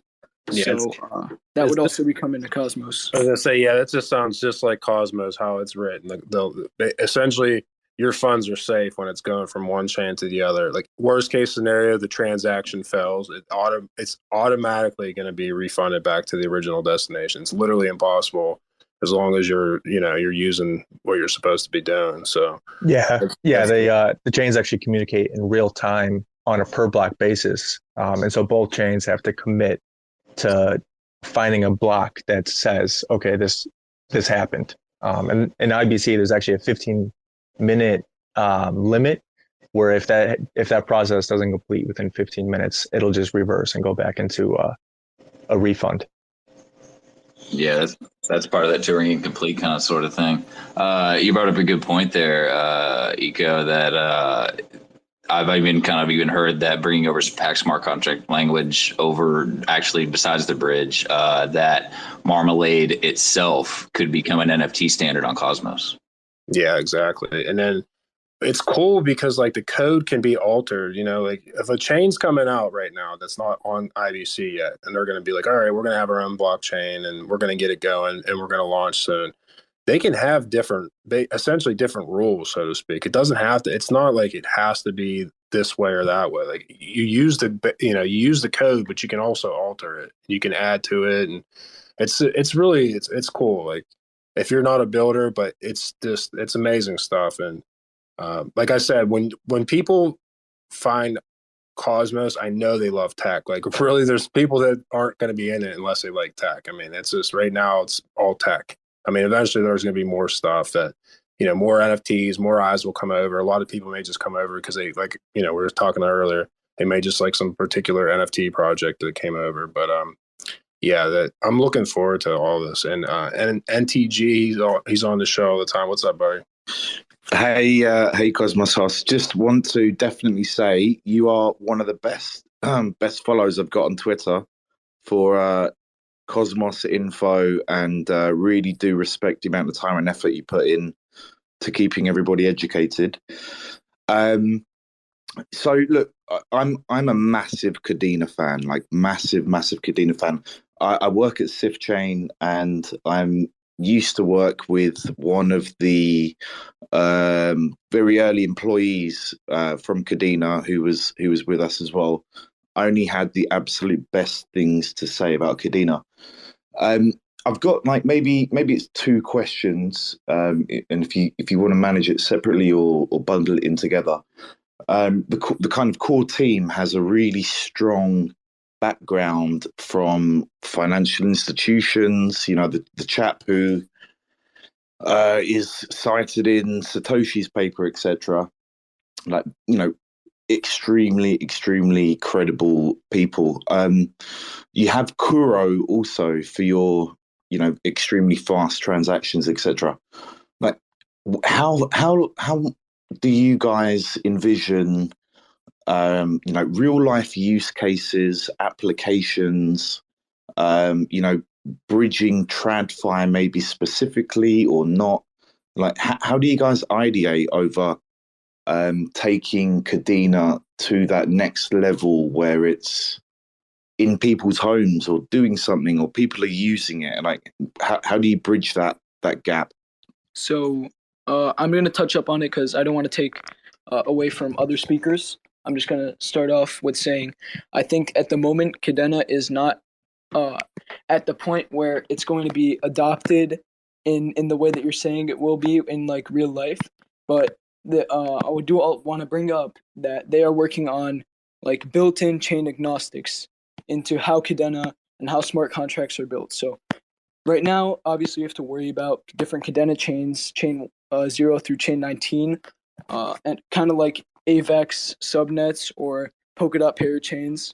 But later, what they're trying to make is a way to have that all happen on the back end. All those cross-chain transfers, all you worry about is having Kadena on one chain that you want to use and one chain only. And then the back end handles the rest. And, you know, that way, that's real adoption because basically that user is not going to have to worry about anything. It'll feel like they're just interacting with one blockchain. And then it's just handled on the back end for the decentralized application of the wallet to just switch around the different chains and process those transactions for them. And then obviously they can scale to theoretically 100,000 chains if they wanted to and have a lot of throughput. And, you know, at that point, that's real blockchain scalability. And it can handle the global financial system at that point. And this I appreciate that. I completely appreciate that. And I think you guys are going to do it. And look, I'm excited to even be chatting with someone who's got in-depth knowledge of Kadena. Like, I've got, like, maybe it's because of how high the kind of expertise is at Kadena. I'm just super intrigued into how you guys ideate on applying it. Like, do you guys have sessions? Are there areas that you're looking at and focusing on, or are you just going for, let's get as many chains as we possibly can and then do that? Or does it happen simultaneously? How does that thought process work?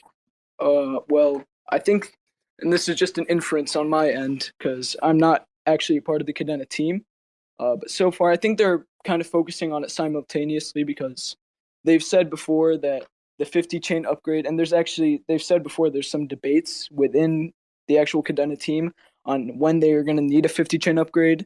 Some say it's next year, some say it's going to be sometime like 5 years down the road.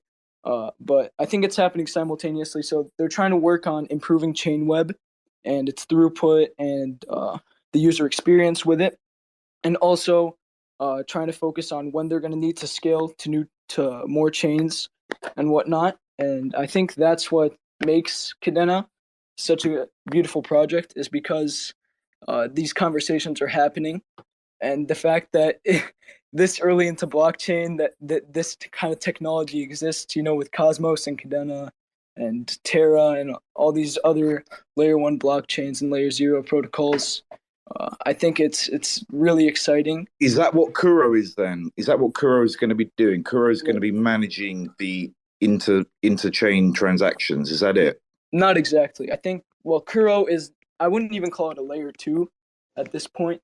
because Kuro is kind of like an attached chain that just brings fast finality and a lot more throughput. And it is actually, I think the team has brought up, it's a Byzantine fault tolerance chain. So it's kind of like proof of stake, and it's just an addition. It's for people who want to run like a private blockchain on Kadena, or a private, kind of like a side chain, I would say, on Kadena. Okay, And, cool. Thank you so much for answering. Appreciate that. Can I pipe in there on that one? Yeah, guys, you had your hand up for a while, and I just want to reset to people. Keep raising your hand. I will have to remove a few speakers here and there because there's just too many people. And my format for those that are newer, I enjoy when I see a bunch of speakers and we just kind of just go back and forth. I mean, I don't like to, okay, well, there's only going to be one speaker up and then you get lost and go back to the end of the road. You know, I try to let you guys, because we're all communicating with one another, we're having a conversation. That's like my format. So, you know, if you're not talking for a while, I might remove you, but then, you know, just raise your hand and come back, because I don't want people to. I have too many and I can't even put them up on the show. So thank you for having me up, Cosmos HOSS. Much appreciated, and again, respect. Anytime, man. Thanks for those nice words. Appreciate it. Oh, hold on. Okay, Hey, I really appreciate you letting me pipe up here. I've been around with Kadena since 37 cents, and I've been a miner for more than a year, and been around in the system for a long time. So really it's been an awesome learning experience, and want to congratulate, the Kadena Project Network, and thank him for all that he's done for the community. I just wanted to focus on, in response to that, about how KDA and the Kadena team ideates the future. So I just wanted to really say that the Kadena team is like 20 years ahead. So typically when you're driving down the road and you're 16 years old, you're looking right in front of you, like, oh my gosh, I'm about to crash. And then as you learn to drive better, you're looking way down the road. The Kadena team is looking like way down the road, and they are starting everything from first principles. What is the best way to do every single thing from an architectural and engineering perspective? Because they aren't focused on making the bucks today. Like they said before, their tokens are locked for 10 years. Yeah, I was just going to say, they want to make a sign of bullishness right there. I mean, absolutely. They want to make something that is generational, something that is absolutely unique, that will be game changing on every level. And then they want to allow lots of runway to new developers that come on board.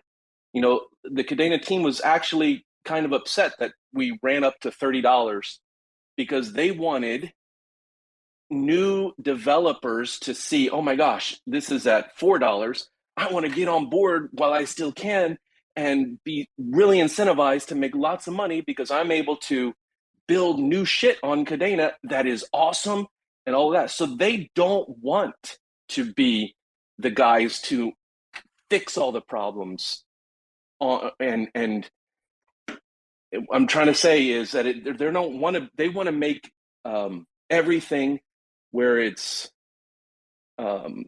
perfect on the foundation, make the foundation perfect, and let the developers then come behind and come up with creative solutions that will be awesome and will have the user experience and all those other things that later can be done. But they always want to stay a small Kadena team that focuses on the big blocks and the strong foundation, and let new developers, new projects do really well and have runway so that they can make a great profit. They can find new ways to be creative and do new things using the foundation that's super solid that they've done. So I just wanted to make sure that, in response to how the Kadena team thinks, they're not wanting to make this, solve all the problems and make all the user experience awesome and all that. That's not their job.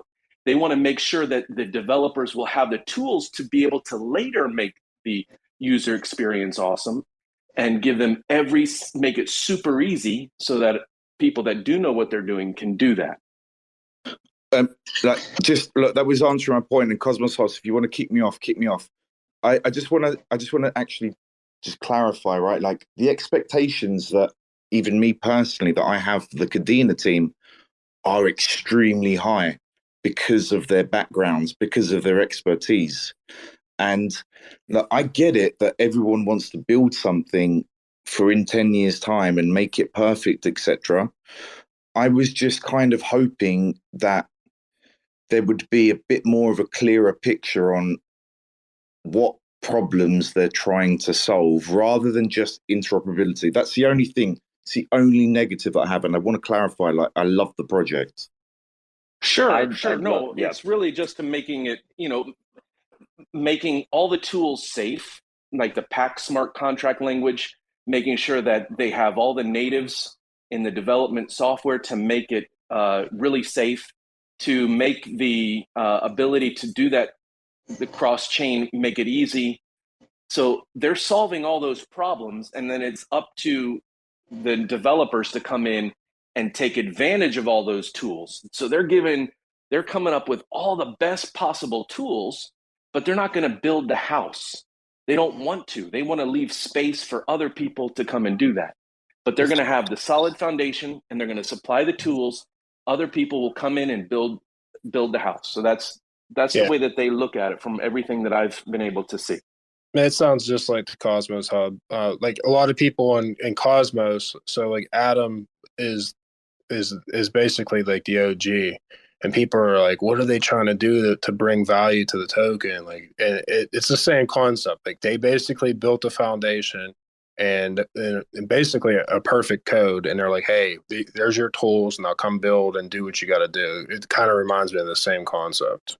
Exactly. That's like been their biggest strength and their biggest weakness at the moment right now is PACT.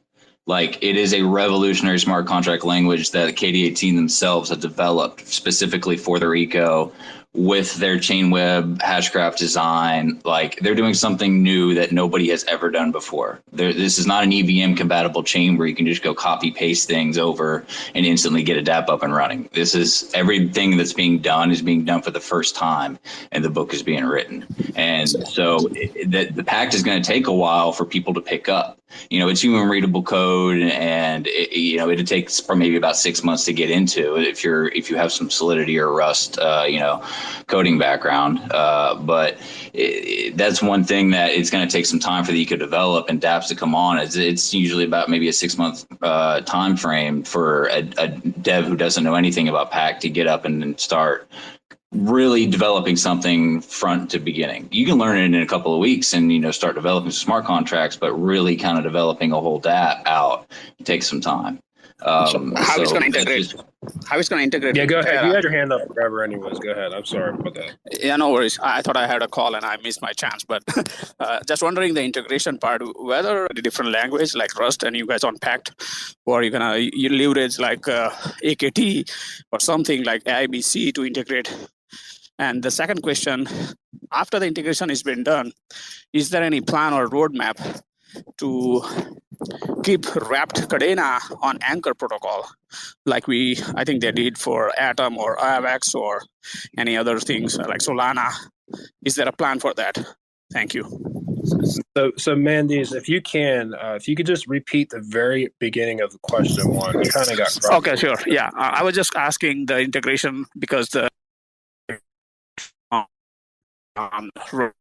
yeah, Twitter doesn't want you to ask that first question. Yeah, sorry, you're cutting out there. Yeah, we got the second question, but like I guess Twitter just doesn't want you to get that first question. It's been so good until that. Yeah, well, I can answer that second question real quick. I mean, there already is wrapped KDA on Ether, so that is there.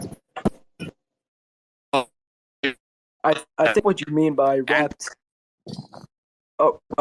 I think what you mean by wrapped KDA when it comes to Anchor is probably like something like BKDA or ST. Yeah, exactly. Not ST, but BKDA. Yeah, something like that to provide collateral. I mean, I wouldn't really know, but it's it's not out of the question once IBC is enabled on Kadena. So you never know. Just to touch on what NTG brought up earlier there, and Rick and Kripnaut were talking about, I think from my understanding, Kadena's way that they've gone has always been the enterprise side. As he said, it comes from their background. They've always claimed and always stated that they can handle, or their system or Chainweb will be able to handle all the transactions on the the stock markets today, right? And so I think that's their goal, is they want to lay the groundworks for proper blockchain usage in the real world cases. So as Rick was saying, they're not like, hey, let's do everything. No, let's lay the groundworks so everything can be done on Kadena securely with unlimited scalability, which I think is the main thing. You mentioned interoperability as being one of the selling cases, which it's not. It's really the scalability. For any of these things to make it in the global markets that we want them to, they have to be able to scale. Ethereum can't, AVAX can't, Solana can't, none of them can, and it's been proven. So that is really the main case and main use case in my mind of Kadena, is the scalability of their network. Yeah, so like when I kind of dug in, I didn't do a lot of research, but from me understanding what they're trying to accomplish, the first thing that sparked my attention, and like I said, I'm a numbers guy, I'm a money guy, and I'm an investor, was the capabilities of, they could legitimately run like the NASDAQ or the stock exchange directly on Kadena. So that's a use case that could happen one day. And this contributes to why some people might be asking the question, why don't I see the ecosystem applications on Kadena right now if it's such a great technology? Or why don't I see the price action on Kadena right now? And if you think about it, the promises that the team has made, and I really do believe in them given their experience and guidance, the promises they've made if their technology succeeds is really going to be kind of the 2.0. I know we're in the terminology of Web 3.0, but kind of the blockchain 2.0 of the future. So they're promising this new frontier and this new advanced technology, and they're kind of amid these other technologies that are either inferior or developed in a different way. And so they're technologically different timelines that we're talking about in this space. So I think once we look at that really large timeline they've set of that 10 years, and we consider what they're promising, it gives you a bit more perspective as to what their focus is. And to add, it's almost as though they're a team working on a finely tuned processor. And you got to get the processor right before you can even use it in any consumer activities, right? So before you can put the computer in someone's house, you got to have the transistors built. And I think they're still just nailing down all these core technologies now of Kadena. And you can watch them publicly as they execute those objectives, and they start funding that development on the chain, which is where they are right now. Nice. So I was going to reset the room real quick, just so everyone out there, not trying to show their project, but the Kadena Bulls, if you go on my Telegram, my Twitter, you can enter in, and after the show, I'm going to announce the 10 winners. Maybe for me showing their project, they may give me like a free one or something, but I just love NFTs. I love the communities. I love the artists. I love just everything about it. So I'm all about Am I the one, HOSS? What's up? Yeah, I kind of just, you got rugged a little bit again. Yeah, Twitter is acting weird. So if you DM me the question, I can read it out for you. Yeah, exactly. What I was also going to say, I forgot to say this. So if there's anyone out there that's newer to my shows, my format always is, I understand a lot of people just use it as a podcast, which is really cool. And if you do have any questions, or you don't want to speak on mic, that's completely fine too. I 100% understand that. You can DM me or any of the guys really that are on here right now, and we can ask the question for you and answer the question, because I know I typically get a lot of questions. I don't even see if I had any, but the Kadena people, if you don't know me, that's always an open option for you. So I love it. And if it's a podcast, can I do an Audible commercial, or are we? Yeah, it's funny that my show's actually starting to grow, that people have been reaching out to me for stuff like that, and I'm like, I'm just like a chill dude. I don't really care, but I just try to help out as many people as I possibly can. So if a cool like NFT project, they're like, hey, we're gonna do like a 101 for you. Just can you do like a whitelist for your community? I'm like, sure, man. Like, because I'm all about helping out people. So, but yeah. I was gonna say, yeah, appreciate the space, love it. It's been, had hundreds of people in here. It's been a massive space, and yeah, really enjoyed it.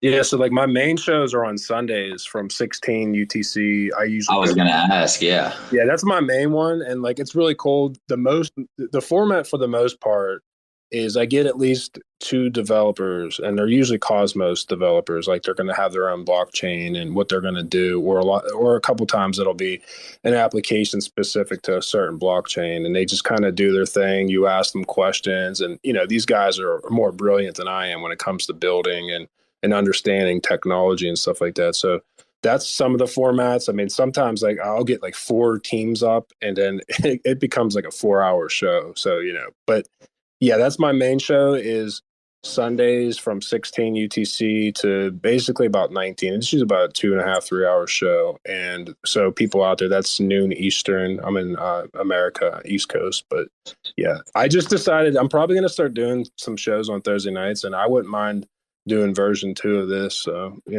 I'm digging this because a lot of times, I don't want to say I know everything, but when it comes to Cosmos, like I know a lot of the stuff already. So I still learn every show, but it's nice to have reach out across the aisle to get a new chain that I have essentially not that much knowledge about. And last Sunday, I had a lot of Polkadot people on, and I got to learn a lot about Polkadot while I was on show. So it was really cool too. Oh, nice. Yeah, that's awesome. KDA will be connected to Polkadot as well.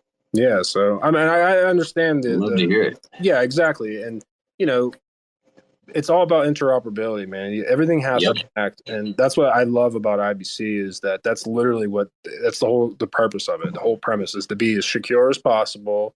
It might not be as fast as possible, but that will come with scaling solutions. Like maybe you guys can step in and add some value to that, and there's going to be roll ups and whatever needs to be done. So it doesn't scale vertically; it does it horizontally. So it's the way that they believe that they solved interoperability, which I think it has. But I firmly believe that Cosmos is the standard when it comes to blockchain communications. Like I think they nailed it. For sure. And that's why I just like love it, man. Like I love the technology. I'm like a tech nerd, man. I just think, and everyone I meet is kind of on the same page. And what's so cool too, like about these shows, is I don't know what the max is of how many speakers you can have up, but I'll have the max on there all the time, and no one. I think it's like 10 or 15 or something. Yeah. Exactly. Yeah, and no one's like interrupting. Everyone's really respectful, and like this community is really cool too. So it's just like I feel like it's already a part of the IBC gang.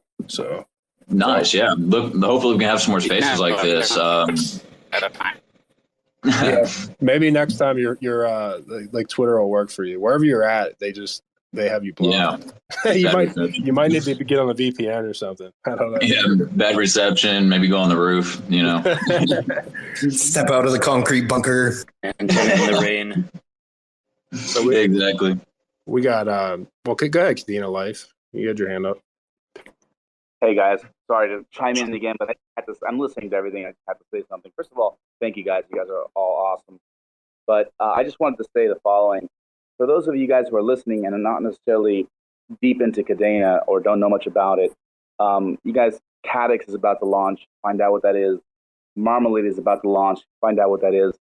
I'm not a charts guy. I'm a Warren Buffett type of investor. I like his philosophy, which is you get about 20 opportunities in life.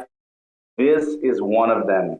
We are on the ground floor of one of those opportunities. That's all I wanted to say. I fully believe that, and I'm stoked to be on the ground floor of this. Yeah, man, that's awesome for sharing. So a little backstory about me is like I didn't really grow up with too much, and I always loved technology. I'm 36, so I grew up with everything like from day one. We didn't have iPhones or tablets. We came through every integration. So started off with I even had Atari, then Nintendo, then Super Nintendo, like basically every video game system. And I've always loved computers. I remember my first computer had 1 gigabyte and it was like badass. The computer had 1 gig. I remember floppy disk. I remember all this stuff. I always loved technology. And my dad was like a real hard worker. He's a gritty guy. And I always told him, just from using it in school and stuff as a kid, I'm like, this is pretty cool. And I've always knew about, like, I've always loved money, man. Like, I was a kid that was a weird kid. So, my family members would give me money, like $100 or whatever, and I would just keep it. I had a safe. I still have a safe. I would just throw it in there. I never spent my money. So I always loved money. And I knew that, like, technology, was going to be around forever. And I had a great uncle that did really well in life. He wasn't a tech mogul, but he was just a smart person. And he always told me, even as a kid, he's like, the rest of your life, if you do anything when it comes to investing, always invest in technology. And I've always had that mantra, even since a little kid. But anyways, what I was going to say is I always got on my dad's shit, say, hey, you should invest in this. Like, I remember using an Apple computer and like, I don't know, maybe say middle school. It was, basic, but I thought it was so revolutionary. I always say, hey, you should invest in Apple. And, this is like whatever in the 90s or late 90s or whatever it was. And I'm like, you should invest in technology. You should do Apple, Google. I remember Amazon when it was just you can rent books. I thought it was so cool that I could just go on a website and just rent a book and it'll come to my house. And then I remember when Netflix came out, it was DVDs. You could rent a movie, and this is when like Blockbuster was the thing. And it completely wrecked Blockbuster single-handedly. Like, technology just improves everything. And I always kept telling him that, and he never listened to me. So, I graduated college, and the first things I started doing was investing in technology. And, when COVID happened, I sold all those stocks I had. I did really good on Amazon, Google, Apple. I did all of them. What I preached was, as a kid.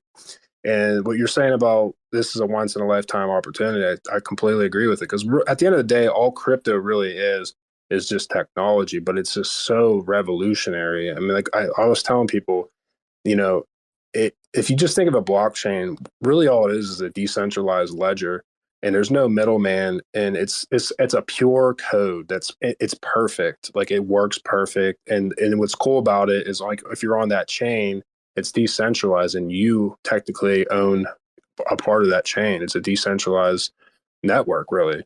And what I love about IBC is it's like an instantaneous network effect. So if you become on Cosmos, it's like you're just this one huge network, and it's just going to keep growing and growing and growing. Same thing with Kadena. It's just going to keep growing. And, you invest. I don't say go all in. Maybe you do, but be smart about it. Take calculated risk, I would say, and educated guess. So that's what I do. And I have a diverse portfolio. Some of the chains like that I'm convinced on, maybe they don't work in the long run, but I know some of them are going to.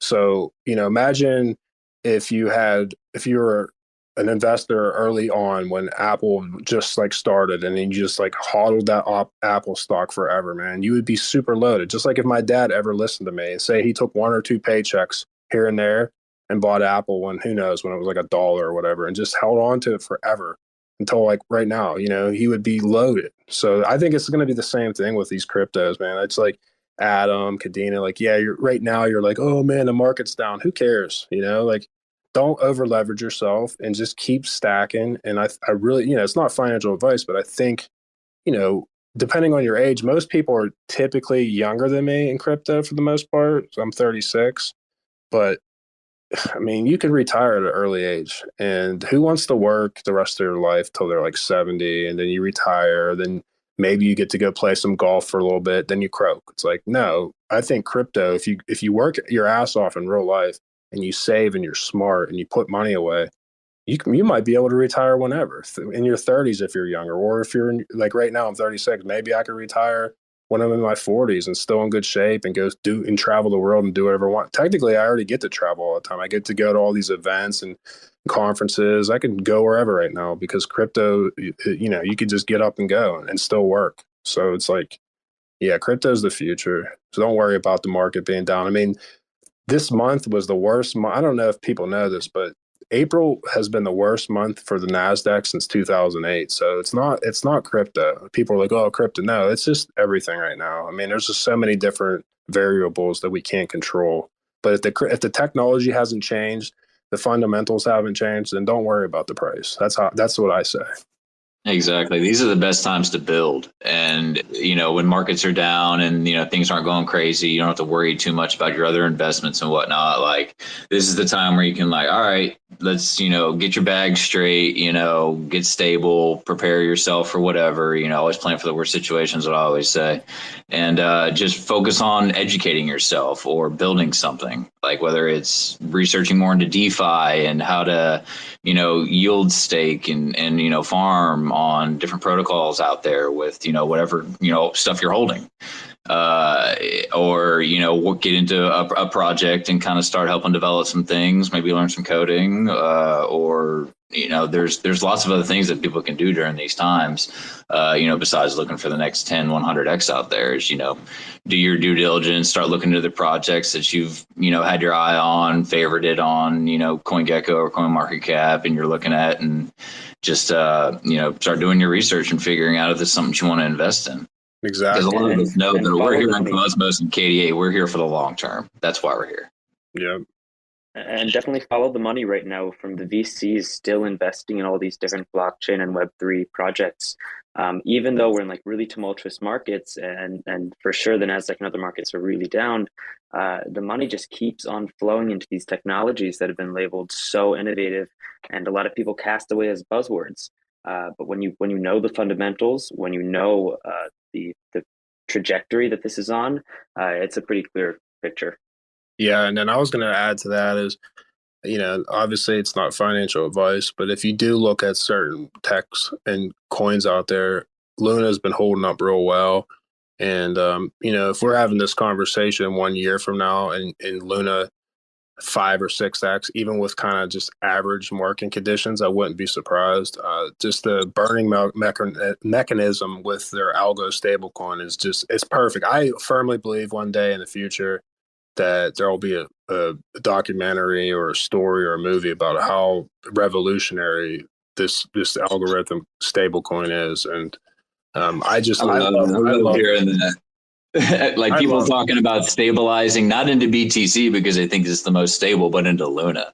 That's me. I honestly, I don't even have any Bitcoin. I used to, but maybe one day if it goes down or whatever, I might just buy one. To me, it would just be nostalgic. And people always ridicule me for saying that, but I'm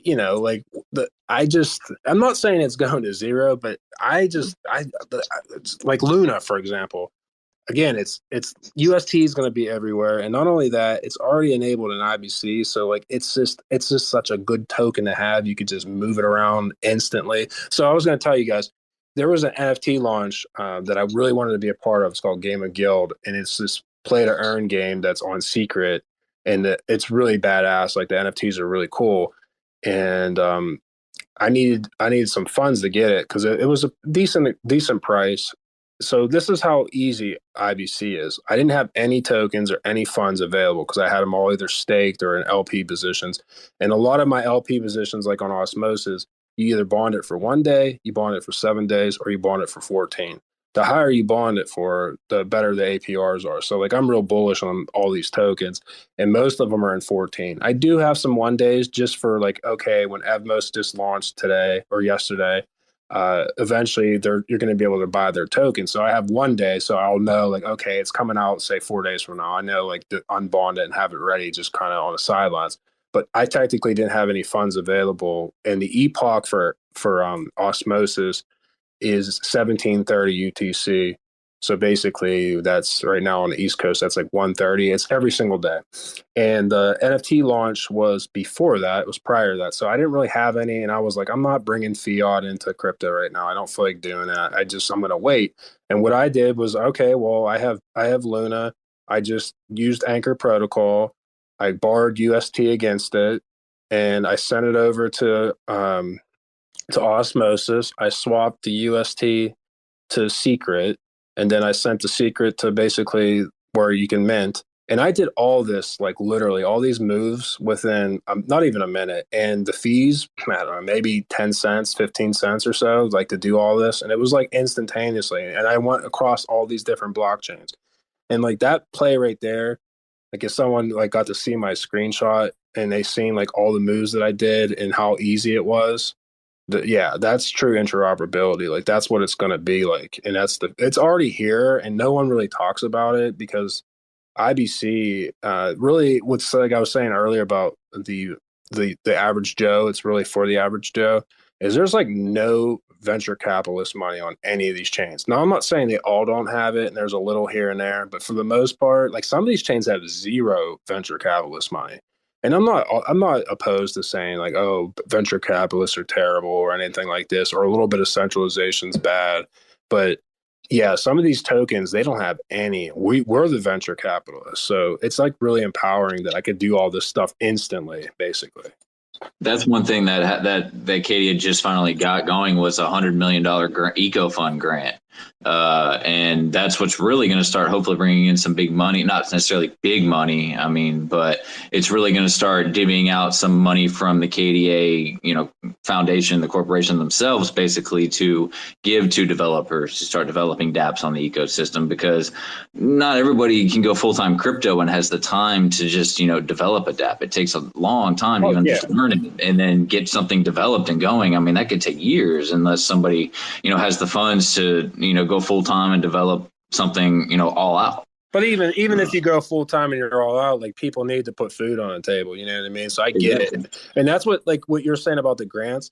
What's super cool about IBC is they do the same thing. It's like Osmosis right now has a bunch of grants, so they're looking for people that want to build like particular applications because lending and borrowing's coming and more different functionalities. Like Osmosis's goal is not to only be like the best decentralized DEX in crypto. They want to basically take market share away from centralized figures, centralized exchanges, and I really feel like they're going to. And they do grants all the time, or like hackathons. So we have like hackathons all the time, and it's really cool. Like we'll propose it on chain, and people typically always vote yes. And it could be worth like $1 million to sponsor like a hackathon over, and like this year we're doing it over in Medellin, Colombia. It's going to be Cosmoverse at the very end of September, and basically it's sponsored by the communities. Like it's super cool. Like Osmosis, for an example, it's a decentralized DEX, and it has 24/7 customer support. Eventually, it's going to have it right on the interface. Like if you actually have a legitimate question and you need it to be answered, you'll be able to do it right on the launch pad, like right on the main page. And that's all paid from the community. Like I'm technically a part of the Osmosis support lab, and a lot of my things is I basically answer questions all day long on certain days and stuff. And it's a lot of work, but I love it, man. So because I help people out all the time, and it's just, and that's all, like that's what's so cool about crypto is anyone out there listening, even if you don't have like I'm not a builder. I'm just like a people person. I'm smart, and I take care of people, and I try to be honest, and I try to just be accountable and respectful. And I got all kind of work in crypto just from just working my ass off. And you might be out there right now listening. Maybe you can make like cool videos or JPEGs or whatever. Well, guess what? It's growing so fast that all that stuff's needed. So you can find, I mean, personally on my side, I have like artists that do stuff for me, and I just pay them. I'm like, I don't have time to be doing all this, but dude, you're real sick. Like you can make this video for me, and I'll just send them some crypto. Like that's just me. But that's so many people do the same thing like I do, and all these different chains, they do grants, or hey, you want to be like an ambassador, or like be a part of the community. Like you can be a part of the community. You just have to put your time in. You have to be accountable. So, and it can change your life. You never know what it can lead you to. Yeah, I mean, KDA's kind of philosophy has kind of been like the technology is there. We've given it to you. The community, the technology is there. They have been a little lacking on as far as the education part. We've had some people come up and say about that, but they know that, and they are working on that. And the project and ecosystem earlier that was up here with us said that, they mentioned that they are going to be putting out a lot more tutorials, a lot more GitHub articles, walkthroughs, all that sort of stuff to get people into PACT. It's so new still that there is just not that much material out there, and they realize that, and it's going to take some time for people to get out there and kind of learn it and play with it and realize that. Yeah, and that's what I'm saying, like that too is, if you're like a core community member, people notice that. And if you're accountable, like you, maybe they use you to help build out a website or whatever, you know, like you never know. You just have to put your time in. Like, honestly, it's crazy to think. I just started really doing this full time, like on Twitter and stuff, probably about, I don't know, say less than 3 months ago. And Oh, wow. I've been in crypto for a while, but like the fact that I've been doing content and like trying to do like really push education, it's crazy to me to think there's some random guy like myself that you know, not cloud or anything, but I got like, I don't know, almost 12,000 followers, and a lot of people hit me up all the time, just because I just pour my heart and soul into it. You know, it's like this means a lot to me. And within the Cosmos space, like, you know, that's how, you know, we've started to see KDA has been a young eco, and we've kind of been coming up in it from the early days. I mean, early as in kind of like later last year. KDA has been around for a while, but it really kind of blew up later last year. And then that's when we a lot of really things started popping off. And, you know, we've got Cameron here. He's been amazing hosting Twitter spaces with us and really helping support the KDA eco. And a lot of the projects on here, we really try to just it's so young that we're all trying to succeed. So it's not really cutthroat, you know, or somebody's trying to undercut each other or do something better or whatnot. Like, we're just really trying to get the ecosystem going, you know, keep the community strong, get it up on its feet, provide some things to people, you know, bring alpha. And, you know, that's what these spaces do. And really love the fact that, you know, interoperability is a big play, especially with Cosmos. I mean, you know, and KDA is really focused on that as well, along with Luna, and, you know, and Polkadot. So we're really hoping that as it grows, we can bridge more to other spaces like this. So I'm going to get to you guys that you have your hands up. Just let me add one little point to that. So like how this all got started for me. So it was a Friday night. I don't even remember how long ago it was. And I was drinking a little bit and I was like, oh, there's some guys that are on there talking about Cosmos. And there was like maybe 3 or 4 people on. And at the time, people kind of knew who I was, but they didn't know who I was, but they knew like I was a part of like different teams and stuff. So I hopped on because some guys had some questions, and I just like, whatever, I'm just going to just go for it. The first time I ever talked or anything, I honestly, I never wanted to, but the guy seemed real cool. I'm like, that seems like these dudes I would hang out with in real life. So I was like, screw it. I got on, started talking, and the show went from 5 people of us just bullshitting. And I'm not kidding you.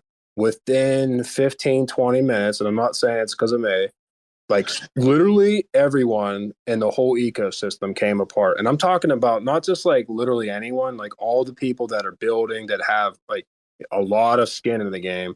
Like Sonny came on, Jack came on, like the guy, like Greg, which is from Region, like almost every single blockchain came on this random Friday night, no invites. They just came on and just did their thing. And it was like the coolest thing ever. It was like human interoperability. And I was like, man, I took myself back and like, yeah, you know, I was just a speaker, but on mute the whole time. And I said, wow, I feel like I really just chose the right train, man. Like I put all this time and effort in, and now all these people that I look up to that are building just like randomly came on with no invites. We didn't at anybody or nothing. And then that's when I was like, yeah, I got to do more now, because it like motivated me. And I'm like, man, this is it. Like, I got to help. And then like, that was so like powering to me. Like it's like almost a little bit emotional thinking about it, because you think about it in real life, like, okay, this new startup or this new like stock or whatever, you can't get anyone that's has any skin in the game from those companies that just randomly come talk to you about stuff. Like that's not going to happen, you know? Mm-hmm. No, yeah, and that's the great thing about being in crypto is, you know, we're still early. And, you know, in the whole grand scheme of crypto, we're now 10 years old since Bitcoin kind of became in development. Like, we are so early.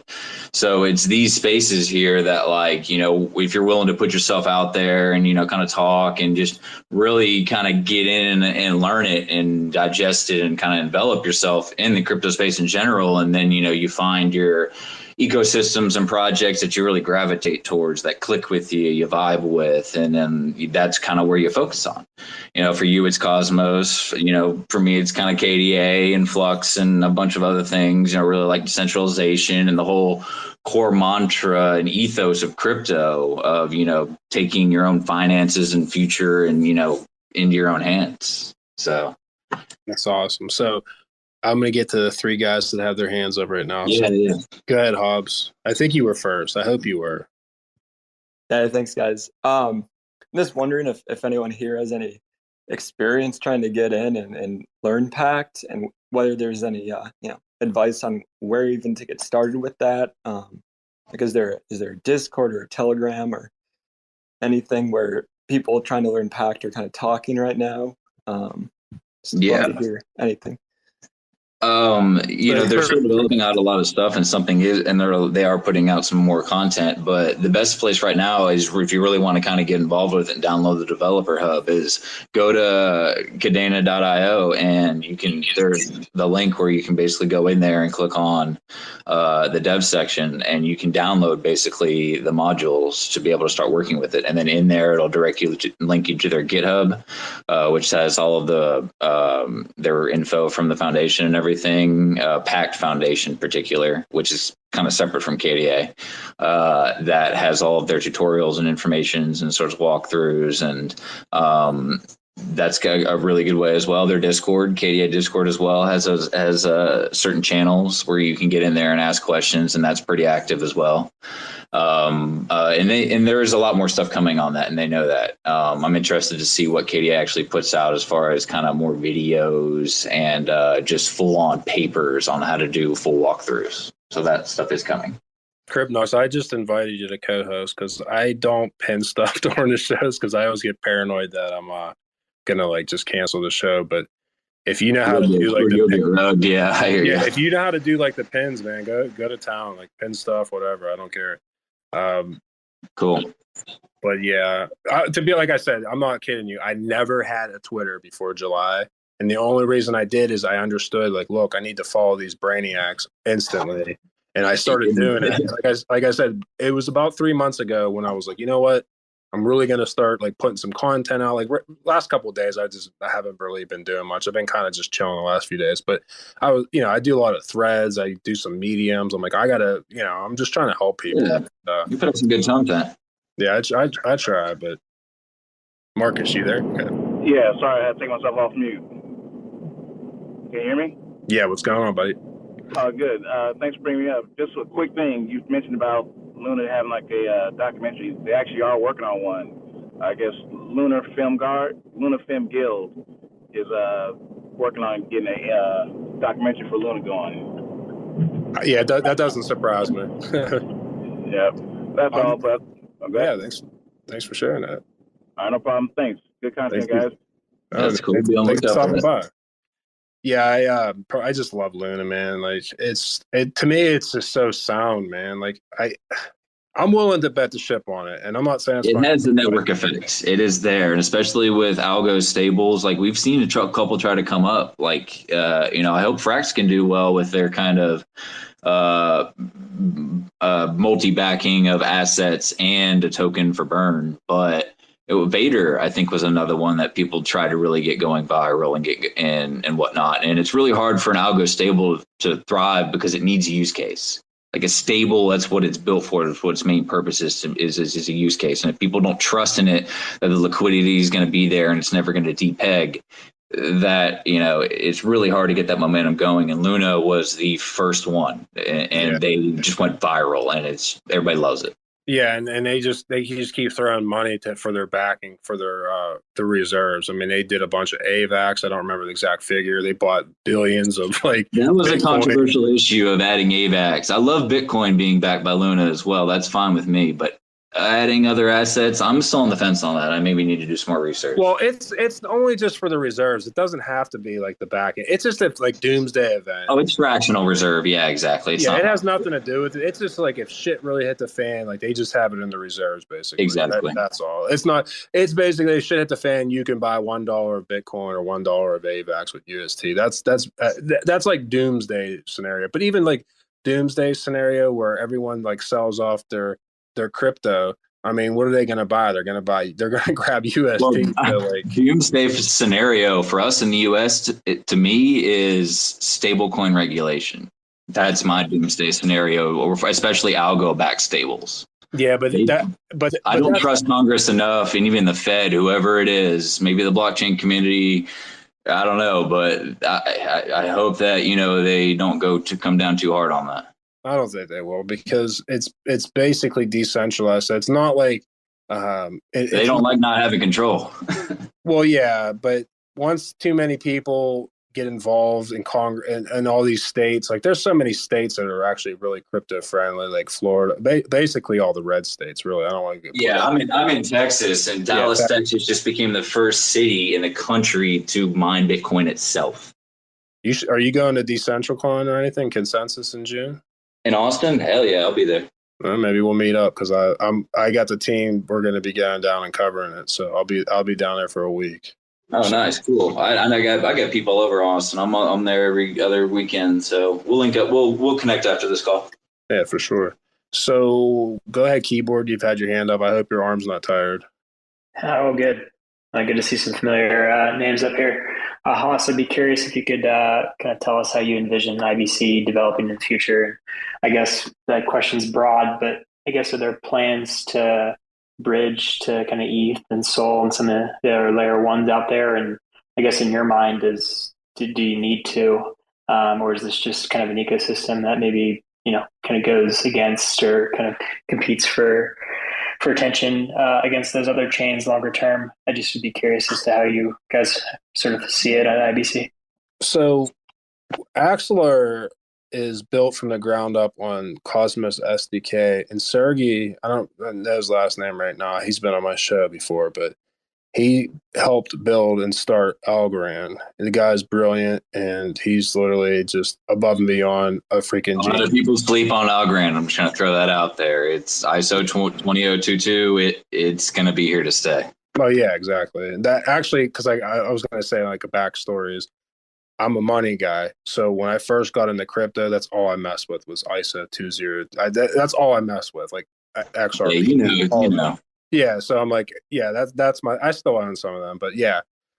So anyhow, technically, Ethereum's already here, and there's going to be Axelar should be ready to be shipped next month, and they were the winners to the Osmosis. Like Osmosis didn't want like a billion different bridges, and then having that nasty prefix in front of everything. They want it to be a composable asset. So like Osmosis essentially is like the financial hub of Cosmos, and right now they have two dexes. So like Osmosis has what's called Frontier, and Frontier is like the Wild Wild West, which is a great name for it. And it has all these assets on it already, like Frax is on there, USDC, like all those tokens that aren't are basically ERC20 tokens. So like technically it's already here. There's not a ton of liquidity because it just started. I don't know, maybe 2 weeks ago or so. So as for that part, yes, that will come over. And then we also the mainnet is launching for Evmos, and Evmos is essentially how Solidity builders can just plug and play, basically, just essentially copy and paste and bring over their applications or whatever they're trying to do onto Cosmos through Evmos. Like Evmos is essentially like both. Like it's like you can use MetaMask and Kepler on it. It's really cool. I'm actually bullish on Evmos because, EVM, whether you like EVM or not, which I'm not a big fan of. However, I realize like there's a lot of builders that build on Solidity, and there's a ton of money on Ethereum. And basically what Evmos is the interoperable Ethereum. It's just a better Ethereum in my personal purview.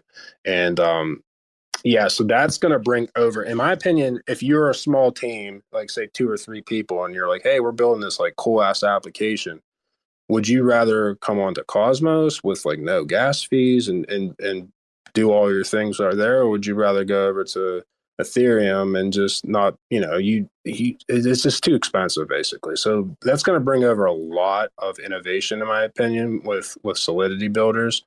And so to answer your question, we're not really competing with Ethereum. In my opinion, we nailed interoperability. And I think what Ethereum 2.0 wants to be is basically what Cosmos already is and what Evmos is going to be. So I don't know. I'm not saying Ethereum dies. It's not going to die. There's just too much banking money and too much money in it for it to technically die.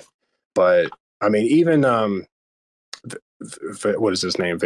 How do you say his name? I can't think right now. what's the founder of Ethereum? Vitalik. Yeah.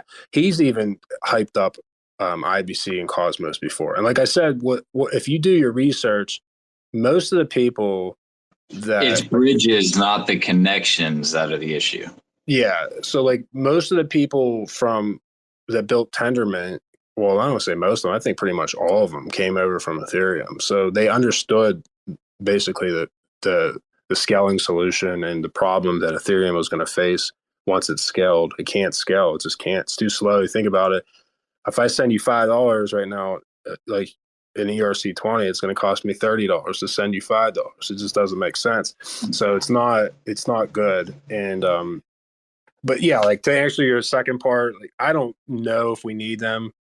I think crypto needs everyone because it's such a small. Think about it, I don't know, maybe 1% of the world's population may own crypto right now. So it's really we're just like, such a small, crazy bunch of people.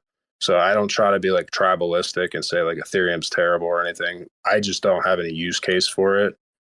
But I do want the people in Ethereum to succeed. I want everyone to succeed. I don't want people to lose all their money and all that type of stuff. I just think like as an investor, it doesn't make sense to invest in something that has scaling problems and it's already so inflated, in my opinion. Like what it's, say it's like $1 trillion market cap. Like why do you want to invest in something that's trillion when maybe you can look at like one of these blockchains on Cosmos or KDA that's under like $1 billion that has like revolutionary tech that can even, let's just say like what I use a lot of times for people out there, I use marketcapof.com and I'll just put, what I believe is like great technology and I'll just compare it with, say, I don't know, we'll just use Ethereum's market cap. Not saying it has to pass up their market cap, but if it just reached it, you're like, holy shit, like that's like a 400x or that's a 300x, like that can possibly happen. So me as an investor, I'm not saying you shouldn't own any of those, but like, if you're going to try to go big, you need to go big. You know what I mean? So that's the way I look at it as an investor. Thanks. You're welcome. Yeah, I got to speak up for Ethereum for a bit. I was a long time miner of Ethereum, and it does have its problems. But the thing is, we wouldn't be here without Ethereum, regardless of how you want to put it or not. It was the first smart contract layer to come out besides Bitcoin that had mass effect. Like everything is built off of ERC20 standards. Solidity is the main coding language, and that is also its biggest downfall. Is Solidity was so old. And it just did not, in those early days, account for security, really. It just wanted to try to do what it could do endlessly, and that's it. And that's where we have, much newer technologies that especially have taken off this past bull run in 2021, seeing all of the other ecos come up with Luna and Cosmos and AVAX and Polygon and even the L2s. So Ethereum is not going away. It'll always be here. It'll be number 2 for a while. Everybody's talking about the flipping, but the proof of work is coming to an end. It's going to be proof of stake, which is different from ETH 2.0. That's just, it's going for proof of work for stake, triple halvening. But it will always be here. But the thing is we don't want to alienate those people. We want, they're slowly starting to realize that gas fees are just crazy. And that's one thing that Kadena just, shouts in the bullhorn is there's no gas on the entire ecosystem. So those days of hundreds of dollars of transactions are over with. Yeah, there are a lot of other alternatives out there now. They're going to start taking away market share, and it's just going to take time to develop that out. Yeah, for sure. Yeah, I mean, I believe that. I think Ethereum's going to be around.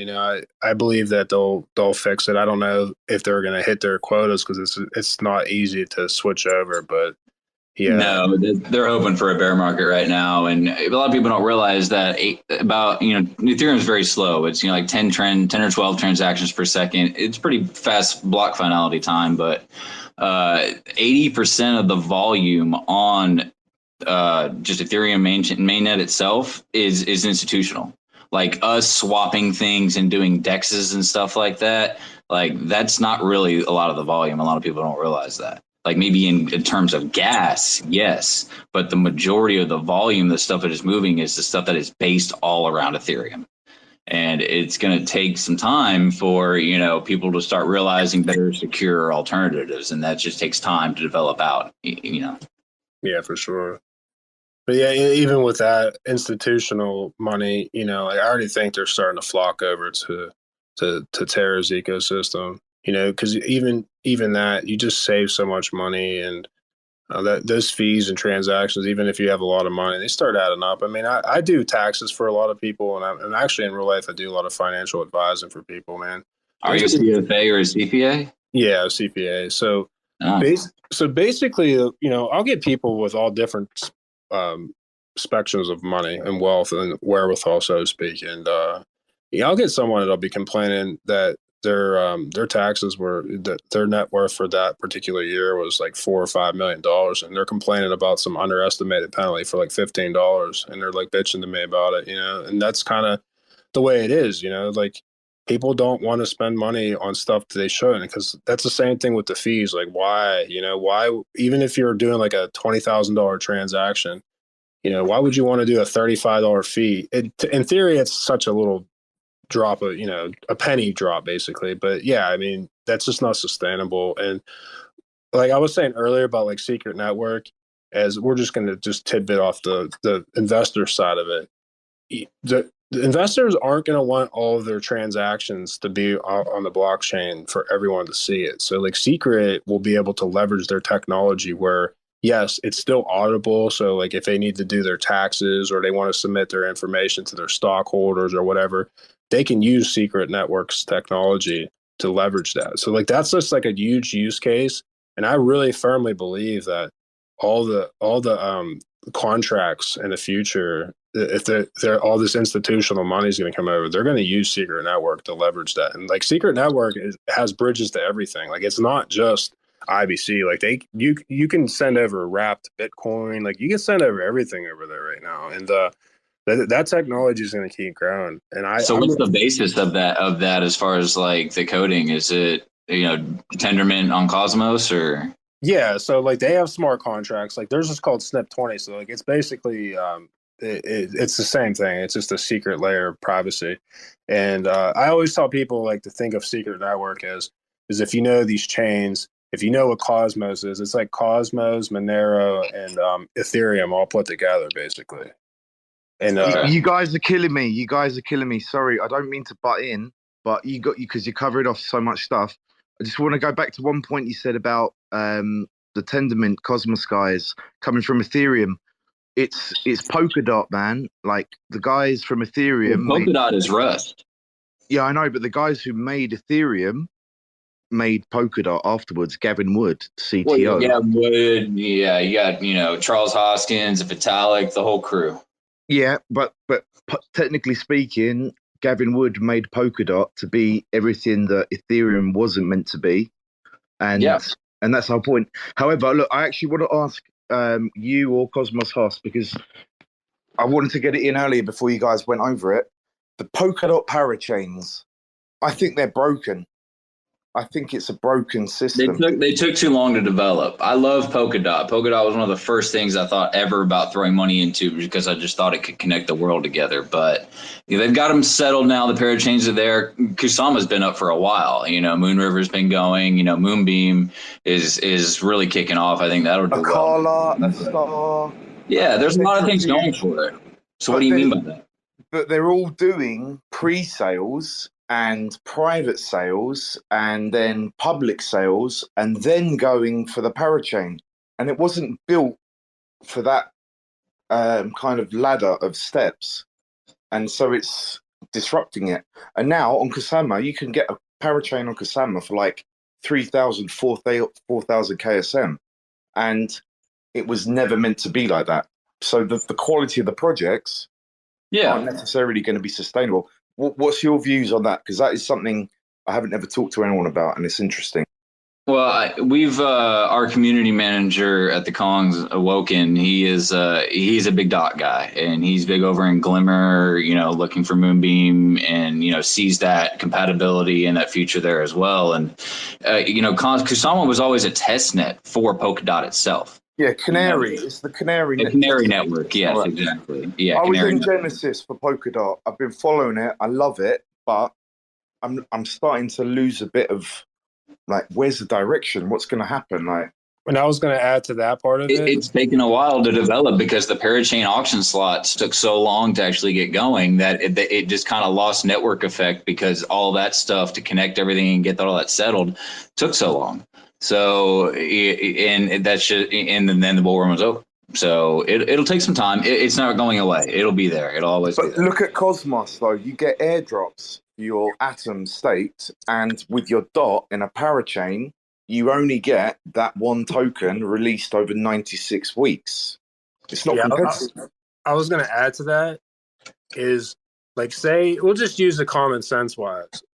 Why wouldn't you use an open source technology like Cosmos SDK and then just have your own freaking blockchain with your own rules? You can technically even have your own validators. And what's cool about Cosmos is you could technically use the open source technology software and in theory not even enable transactions. So like if you had like a company and you're like, hey, I want a blockchain for a decentralized ledger, like you can use Cosmos SDK and then technically never enable transactions. So like it's your own, like you could basically have your own chain and all that. And not only that, I was just using that as a use case, but like if you're a small team or whatever, why wouldn't you just want your own blockchain? Why would you want to have to rent from Polkadot? I like Polkadot, but I get what you're saying. Like, why would you want to rent? You don't have to rent anything. You could just build your own chain on Cosmos and boom, you're a lot of people are doing that, especially for gaming because they need the high throughput. They can't do that on main chains.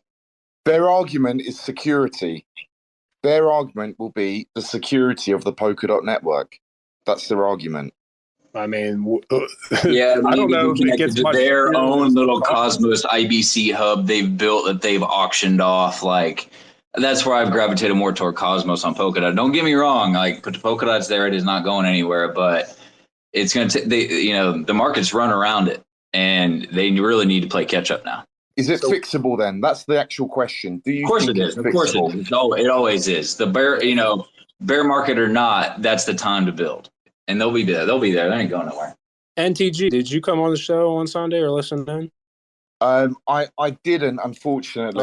But look, I follow you. I love the stuff that you put in there. You've got great questions and all that stuff. And I tweeted, if you want to do a SIF chain on Sunday, we would be more than happy to come down.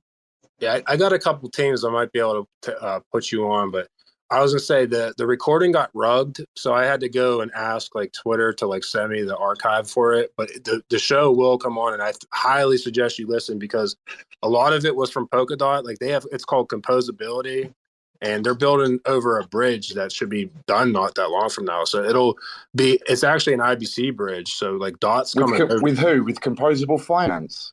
I think it's what it is. Yeah, and they're coming over to IBC, so you'll be able to send your Kusama over to IBC and all that. Like Composable Finance are doing a partnership with Umi.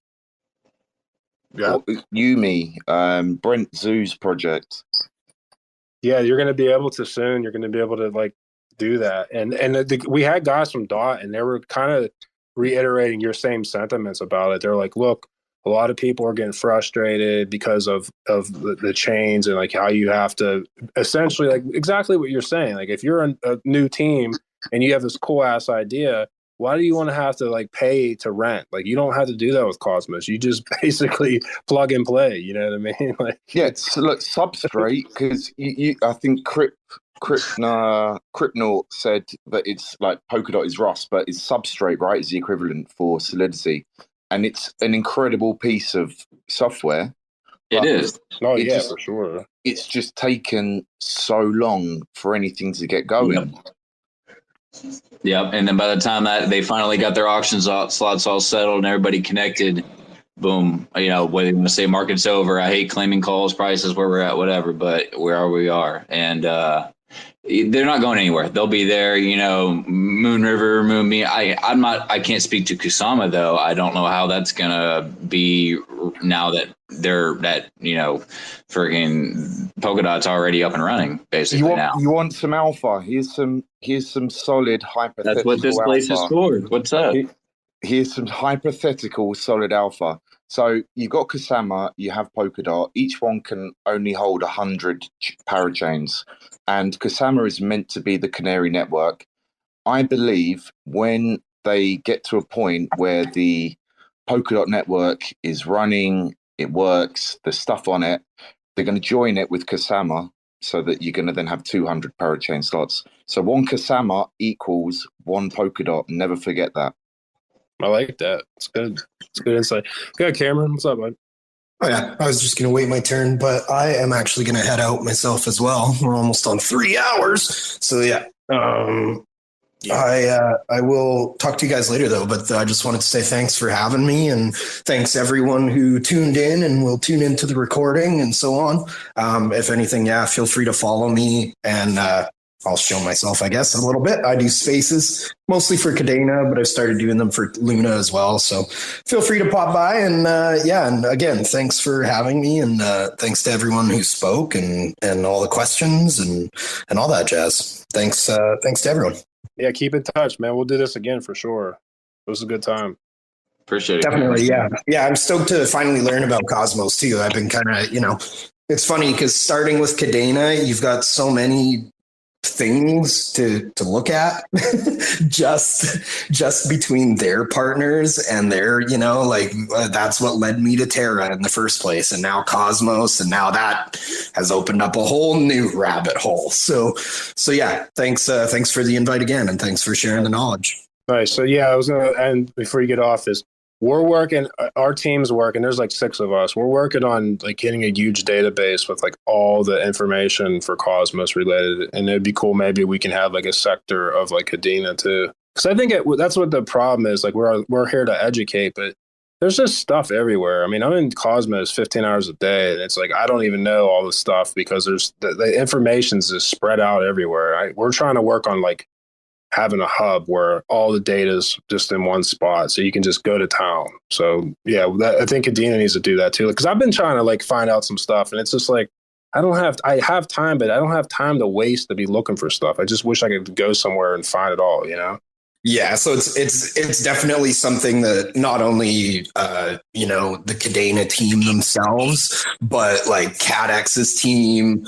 I know some of the NFT projects that are more of like the developer based ones, like Babena. They're doing now education bounties and stuff like that, and it's also cross chain. So like one of the last ones they actually did was on NFT marketplaces. I think they did like Magic Eden, OpenSea, and something else. I think LuArt, maybe it was. I can't even remember actually. But so there's, third-party DApps that are coming up know about that issue. A lot of the spaces that I've hosted for Kadena projects, we get a lot of people coming in asking about PACT like they did earlier. And it is like it's very much a rut in the industry is knowledge and education. And I think it comes, it stems from, it really depends on how you got your start. Like I started from mining, so I kind of was that collective hive mind right away where I went to other people for my knowledge. Whereas I find certain people that get into it, day trader style, they don't want to share alpha. They want to keep that for themselves and stuff, right? So it really just depends on your mentality and your, ideals, I guess, because I was the same as you mentioning that, I guess I have a bit more of a history as far as, entertainment and speaking and so on. But, I got into crypto like 8 months ago, and that was my start. And I am not a tech person. I'm barely even like a stock person, like I just kind of got into it. And then luckily people brought me up and I joined spaces and they listened to what I said. And that was the start of it, I guess I should say, so it's just an interesting space. And really anyone like yourself, Cosmos, or Cryptnaut, I know is one of the guys that you'll see him in a lot of spaces. He's always down to have, those chats. And it's funny because the last place I would have ever expected to have meaningful intellectual conversations is fucking Twitter spaces.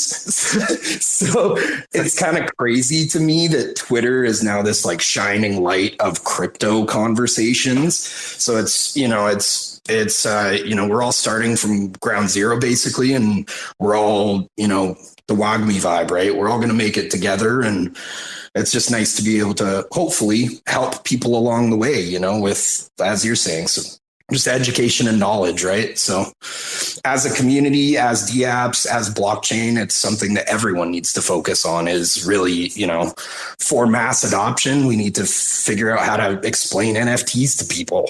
You know, like, it is what it is, right?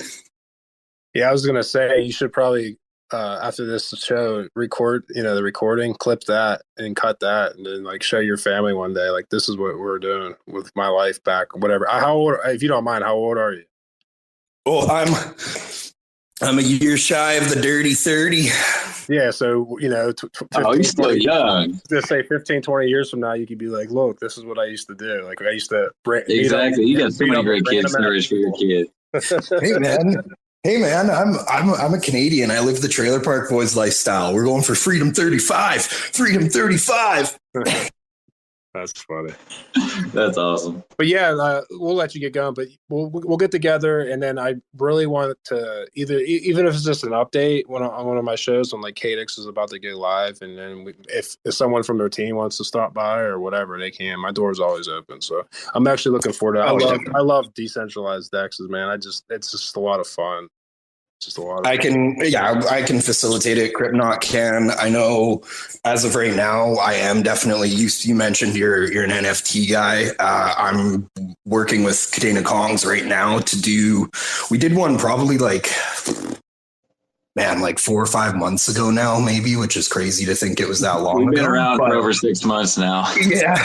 But we did an initial like NFT, and the Kongs have honestly been amazing that way. Well, not only the Kongs, but the NFT community. Yeah. And really the developers community. Bulls, Kongs, Babinas. Yeah, like they all work together. They all want to promote each other. And honestly, it's even amazing seeing how the projects have been able to work with Terra projects and other cross-chain entities. Like, just the vibe is so community based. It's actually amazing to be a part of. So we're getting another one going for NFT projects probably in the next week or so, which is going to be like a pre-marketplace launch hype of all, you know, really however many Kadena NFT projects we can get to come by, as far as I know. So nice. You know, yeah. So look out. Like, we'll be, you know, highlighting stuff. I do IDOs as well. Like, I did the Tempe IDO, the first kind of space. So I know with Kate, like the launch pads, I do IDO spaces and stuff, highlighting the IDOs. So yeah, we're out there and we're trying to do our part as community members to really, you know, again, educate and inform people on what's going on. And luckily, a lot of the companies are also down to do that. They aren't very secretive. So yeah, it's been awesome to be a part of. Sweet, man. Yeah, we'll like I said, we'll get together. I love NFTs. We'll be able to collaborate and figure something out. I'm in multiple different communities and different blockchains and Cosmos. I don't technically have a Terra NFT yet, but that's going to change. So my goal is to basically have, I don't want to say my goal, but one of my goals is to have an NFT on pretty much all these chains that have NFT collections. I have a bunch already, so I'm not saying that's a good financial strategy, but I look at it like I could spend my money on dumber shit than that. So, but yeah, you never know who you're going to meet. So I'll end it on that, is that I've met some cool ass people and some smart ass people, and like Secret Network, the original OG listing is called Anons, and it's basically, I think the listing was like 580 of them. And it has private metadata. So basically we have a private Telegram group that you use on chain to like get in. Like they'll know, like, all right, this name has this no one knows exactly who you are, but you get a part of the group, and it's literally everyone that started Secret since day one. And you don't even have to talk to people. If you just read the conversations, the amount of knowledge that you'll learn just from just lurking around and reading the conversations is just, it's mind blowing. And then you get to interact, and everyone's just, it's a part of this huge community. And I always tell people, like, when I look at NFTs, to me, like, older people, they don't get it. They're like, oh, that's stupid.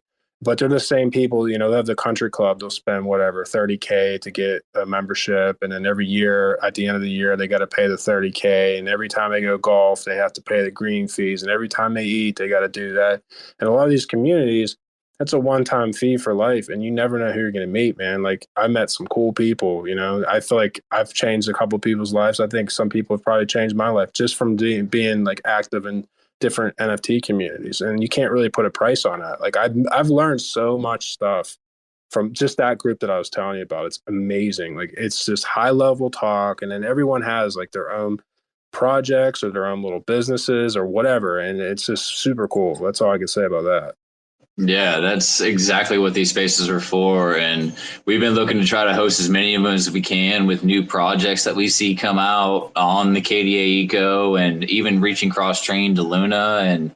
And this, just seeing this space pop up, the pairing of just Cosmos finally with KDA, like really thinking down the road, like this is opening up possibilities to us as an eco and to just everybody within it, that we can really kind of bridge the gap here and really kind of start spreading the awareness. And that's basically what we look to host these spaces for, is to bring this alpha to, you know, through just talks and from all we know from our experiences within crypto, and bring it all into one place and, you know, really kind of share it with everybody. So we see the value in that here.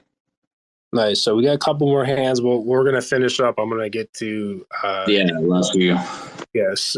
You is it how you say Yoli? I'm sorry if I butchered that. Yeah, it's Yale, but it's straight. I just I'm kind of new to the Cosmos Eco. I'm trying to get involved, and I guess my question was, where can I find, or where would the best place to be? Where would the best place be to go look and get information on like how to run a node and the full stack of Cosmos, so like from head to toe? If I really wanted to dissect and like, you know, go balls deep and really get into the blockchain to understand it. Yeah, DM me. I have bookmarks for everything. So like I said, I'm working on trying to get like a master page. Like we're working on building up our Cosmos Space website. It's just we don't really have much time. We're like outsourcing for people because there's just like a team of 6 of us, and not showing us, but we run validators for multiple chains, including Osmosis, Atom, Comdex, now DYOR, or NGM, a couple others too that I can't think of. Flix, we're going to be having them. Hopefully Secret, and basically we're not making anything out of it. We're just trying to essentially keep breaking even, and hopefully one day be able to make something out of it. But we're just using the proceeds for just to continue education, and we want to host eventually. We want to sponsor and do like real life events, so we can, you know, maybe sponsor a hackathon or have teams come somewhere, wherever, like in America or even a different country, where we all get together and do stuff. And that's kind of like what our mission is. And the thing that we're trying to do is we're just trying to build a cool ass like site where it has all this shit all in the same place. So you don't have to like ask someone, hey, where do I find it? You just go on Cosmos Spaces and it's all on there. So, but yeah, just DM me. I'll send you like whatever you need to get going with like running and stuff. Right. Last question before I get off here. Do you know how much it costs to run like a full node? It all depends. Yeah, it all depends on like which chain you're trying to. So like it's different. So like it's all sovereign blockchains, and each chain has its own set of validators. You know, some of them have. Right. I'm talking about Cosmos. Like for Atom. Yes. Okay, so like for Atom, you can do the math. If you go on and like look at the, do you have Kepler and all that already? Like do I have what? Do you have the Kepler wallet yet? No. Okay, so the Kepler wallet, you need to get that. That's the main wallet. And then if you go on and you would just hit like stake Atom, it'll take you to like all the validators. So like in the active validator set right now, there is 175 of them. The bottom one, to be on the active set, you need to be in the top 175. So like that 175th person has 23,925 atoms, and Atom right now is, just to give you hard math, 2125 times 2125. So it's not cheap. Like to be on the active set, it's 508K. Ooh, my God. Okay. But man, I'm a money's guy. and I think there's a token that can pull a Luna one day soon. It's called NGM. It's e-money, and they have deals with all kind of people, and it's basically like the same thing as Luna, but it's for the euro. It's not an algorithmic stable coin. What it is it's actually, they have the reserves, and they have full regulatory compliance for the euro, and it's pegged. It's not pegged 1-to-1. It's like a dynamic stable pairing, and it's essentially interest bearing. So, like, if you have $1 and you didn't do anything with the dollar, like that dollar is not going to be worth $1 in a couple, like next year or the year after, it's going to be worth less. And the way they have it, basically, it's an interest bearing token, and it's really cheap. Like the NGM token, you can get on the active set. I mean, it's probably still going to be a little bit of money, but it definitely isn't $500K to be a part of it. Yeah, I got you. Yeah, you can just find, like, you can technically run a node. It doesn't cost anything to run a node, but to be on the active set, you just have to be able to be at least at the bottom to get. Yeah, I just ask these questions, when I go to decide if I'm actually going to, get involved in a blockchain, because I mean, my pinned tweet says it all. I'm a fan of any blockchain, bro, that has, distributed block validation, et cetera, is permissionless, and if that's why I ask all these questions before. Oh yeah. Yeah, but I can hook you up though. Just like DM me, and then I'll probably, when the show's over, I'm probably just gonna shut my mind off, because this is about 16 straight hours for me. But yeah, man, I'll help you out. So thanks for stopping by, and I appreciate that. And Samir, probably last closing thoughts, questions. What's going on, man? Another great space, man. I always look forward to these, man. So insightful. It's always good to hear a lot of great people exchange ideas and educate us for the newer investors, or the newer Cosmo investors or Kadenas. It was great to be a part of this today. And my question was, like, at first I'm a big fan of like podcasts and shows. That's always been one of my favorite things, to learn and hear people conversate.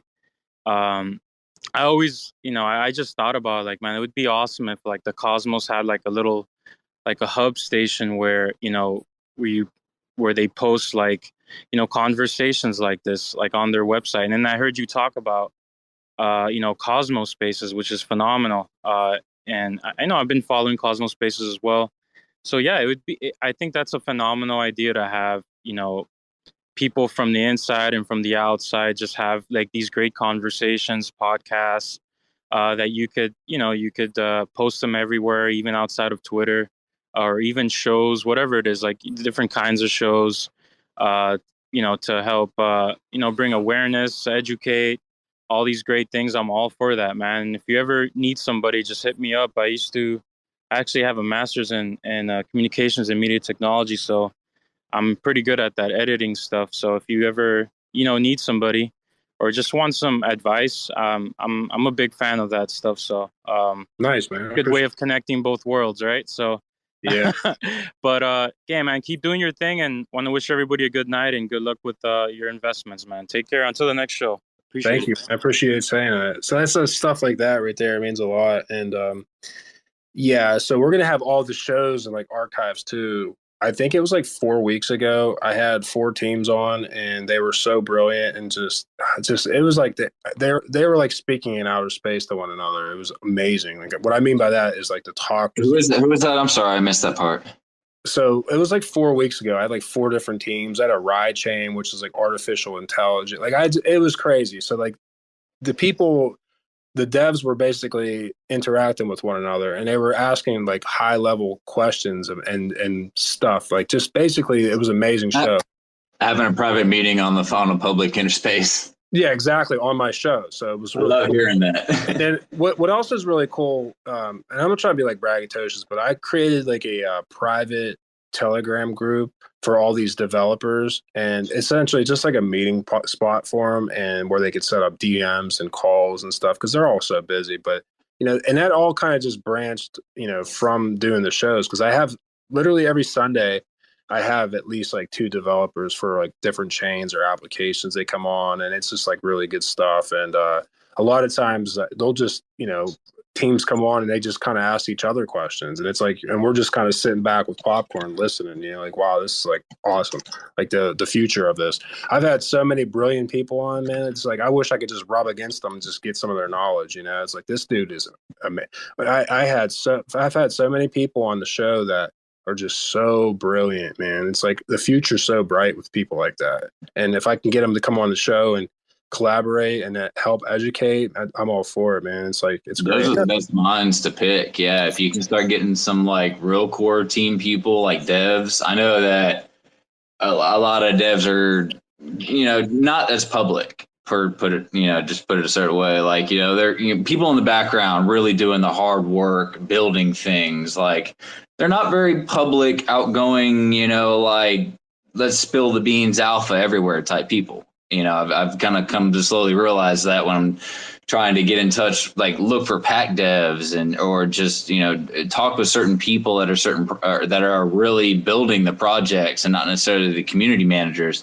They're just a certain type of people that aren't those types of people to, get out there in a public space and spill that alpha. So, but when you can find those people who do know their stuff, either there are devs or have done their research and whatnot. I love reading white papers. I'm like one of the only people that does, I guess. But like, just reading about the tech and finding people that are that, ingrained in it and know their stuff. Like, you can't know everything. Like, people's focus and specialize in certain things. So, finding those people in these certain ecos that know their stuff, like, when you get those minds into a one room, oh man, I can see why these spaces go for as long as they do. But yeah, you gotta. Like I said, I'm not trying to pat myself on the back. You have to come by on Sundays, man. I get so many developers that just like go to town. They do their thing, and they're so cool. And that's why I love IBC.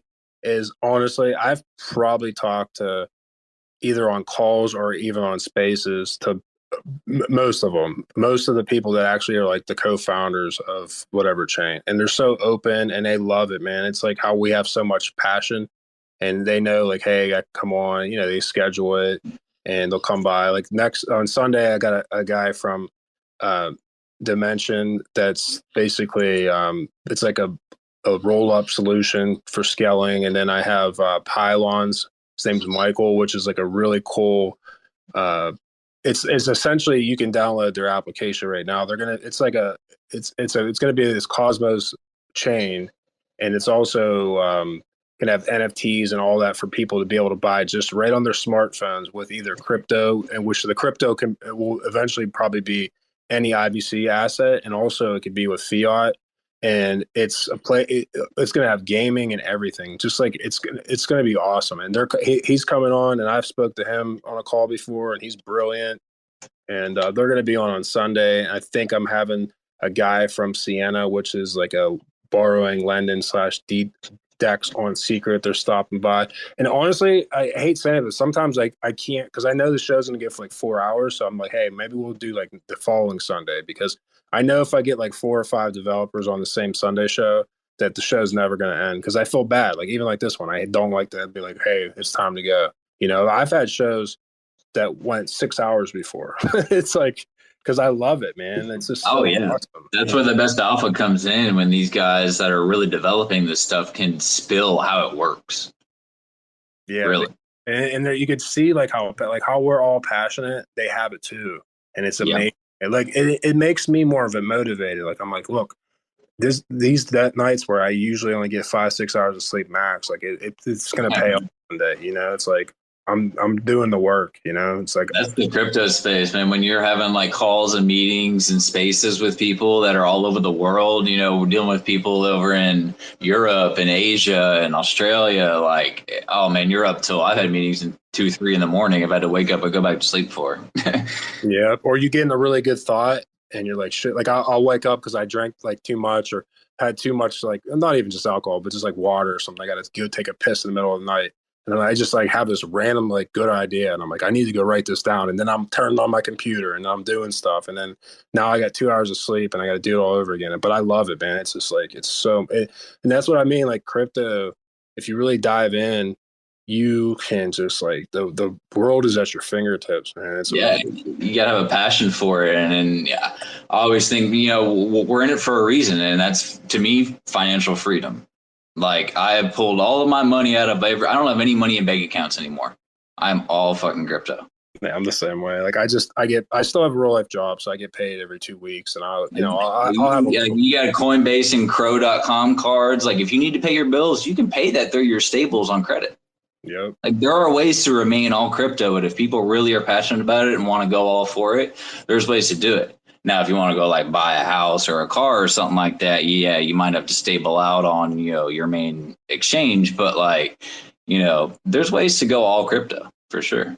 Yeah, I'm pretty much. I mean, I have a debit card, and the debit card I have, it transfers over the crypto. So like I have an XRP card, and it'll just spend the XRP. It just automatically converts it. So like I can no shit. Yeah, you know the ISO stuff. I mean, you're at XRP. Nice. That's on Flare. Is that Flare Network? No, so like it's through Uphold, and what it does is it's just okay. and it works it could be for whatever amount too. Like I could literally spend like $2,000 and it'll go through instantly. Like it's just like a regular card. Like it's just you have exactly. It's awesome. Yeah, you could definitely do that. But nice. I'm gonna give Chode. I mean, used. He has a Chode, and it's a funny NFT. So you came on. Let me get your last thoughts, and then we're gonna wrap this up. So what up? Yeah.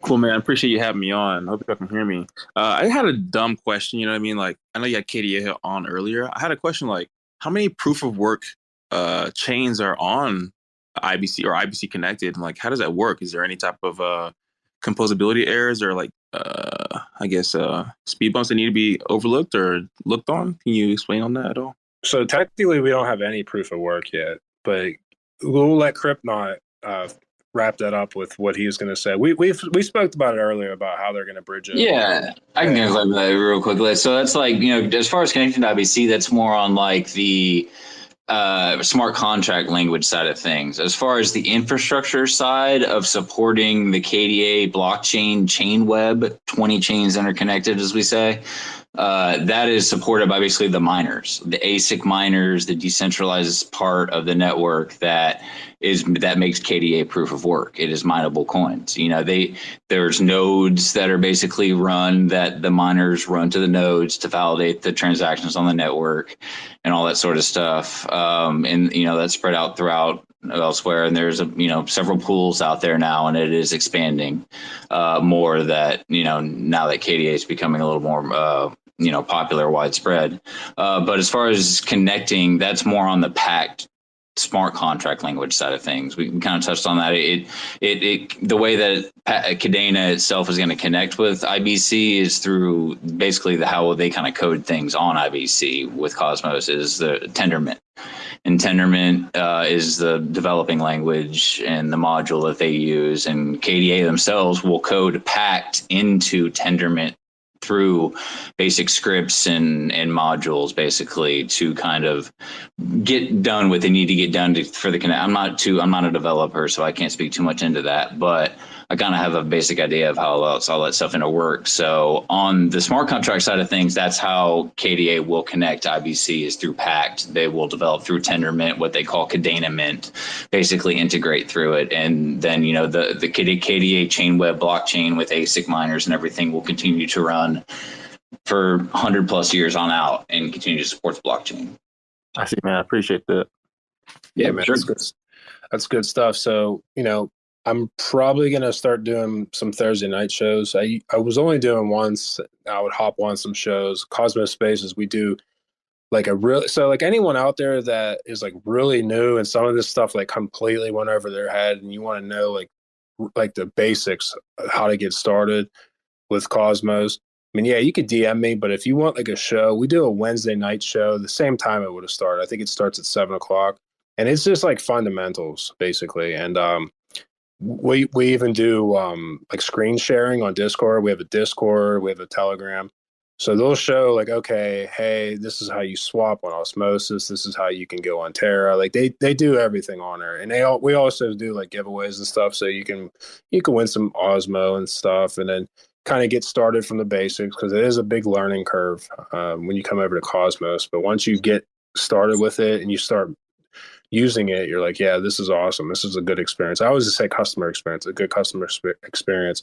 We do shows Sunday night. After I do a show Sunday, which I pat myself on the back. I think it's really good. I learned so much, and a lot of the community really enjoys it. That starts 12 Eastern. So, if you're just a coordinated universal UTC time, it's 16. It goes about 2.5 to 3 hours, kind of like this one did. And I usually have at least 2 to 3 developers come on, and it's just really nice to listen to them because they're so high level. And a lot of my things that I do during the show is I kind of just use layman terms. Like they'll go, and some of them, they really don't know how to communicate normally. They think we're all just like geniuses. So I'll take what they said and I'm like their translator, and I'm like, okay, well, this is what they meant. Or, I kind of just make it so if you're listening, you're like, what the hell did he just say? And that's kind of like my role in the show. I mean, I do interact. I ask a lot of questions that I think the community would. So it's a really good Sunday show. I hope to see some of you newer people over. I would appreciate that. And this has been awesome, man. Like this, I love it because I know KDA, basically, if you're in it, you love technology and you understand that it's not sprint, so to speak. It's more of a jog. You don't want to burn out quick. And I think Cosmos is like the same way. It doesn't get a lot of attention. If you go on YouTube, you really have to like dig in to find Cosmo related content. But maybe after all these types of shows and education we're bringing, it's going to spark up some more interest. But yeah, man, this has been great. So I just wanted to say I appreciate everyone that stopped by. I will be doing that Kadena Bulls NFT whitelist after this, and hopefully you guys get some NFTs because I love NFTs. And feel free. My DMs are always open. So again, thank you for all stopping by. Thanks for the follows. Appreciate it. Thanks, Cryptnaut, for bringing a lot of content, and everyone else. Yeah, I appreciate the space, Hoss. Yeah, it's been awesome. Hope we can do this some more. Yeah, man. We'll collaborate. Just hit me up anytime, man. Take care. Yeah, I'll connect with you after the call for sure. We'll definitely do some more. We'll definitely keep everybody in touch. Oh yeah, man. Thanks, everyone. Take care. Alrighty. Appreciate it, guys. See you guys later. That wraps it up for another amazing AMA. Thank you very much for listening. Here at KPN, we strive to bring an open platform for projects being built on Kadena to present themselves to the community. Please ensure to do your own research on each project before investing. Also ensure to follow us on our social media, from Twitter to subscribing to our weekly newsletter. All the links can be found directly on our SoundCloud profile page. Thank you very much for listening, and take care.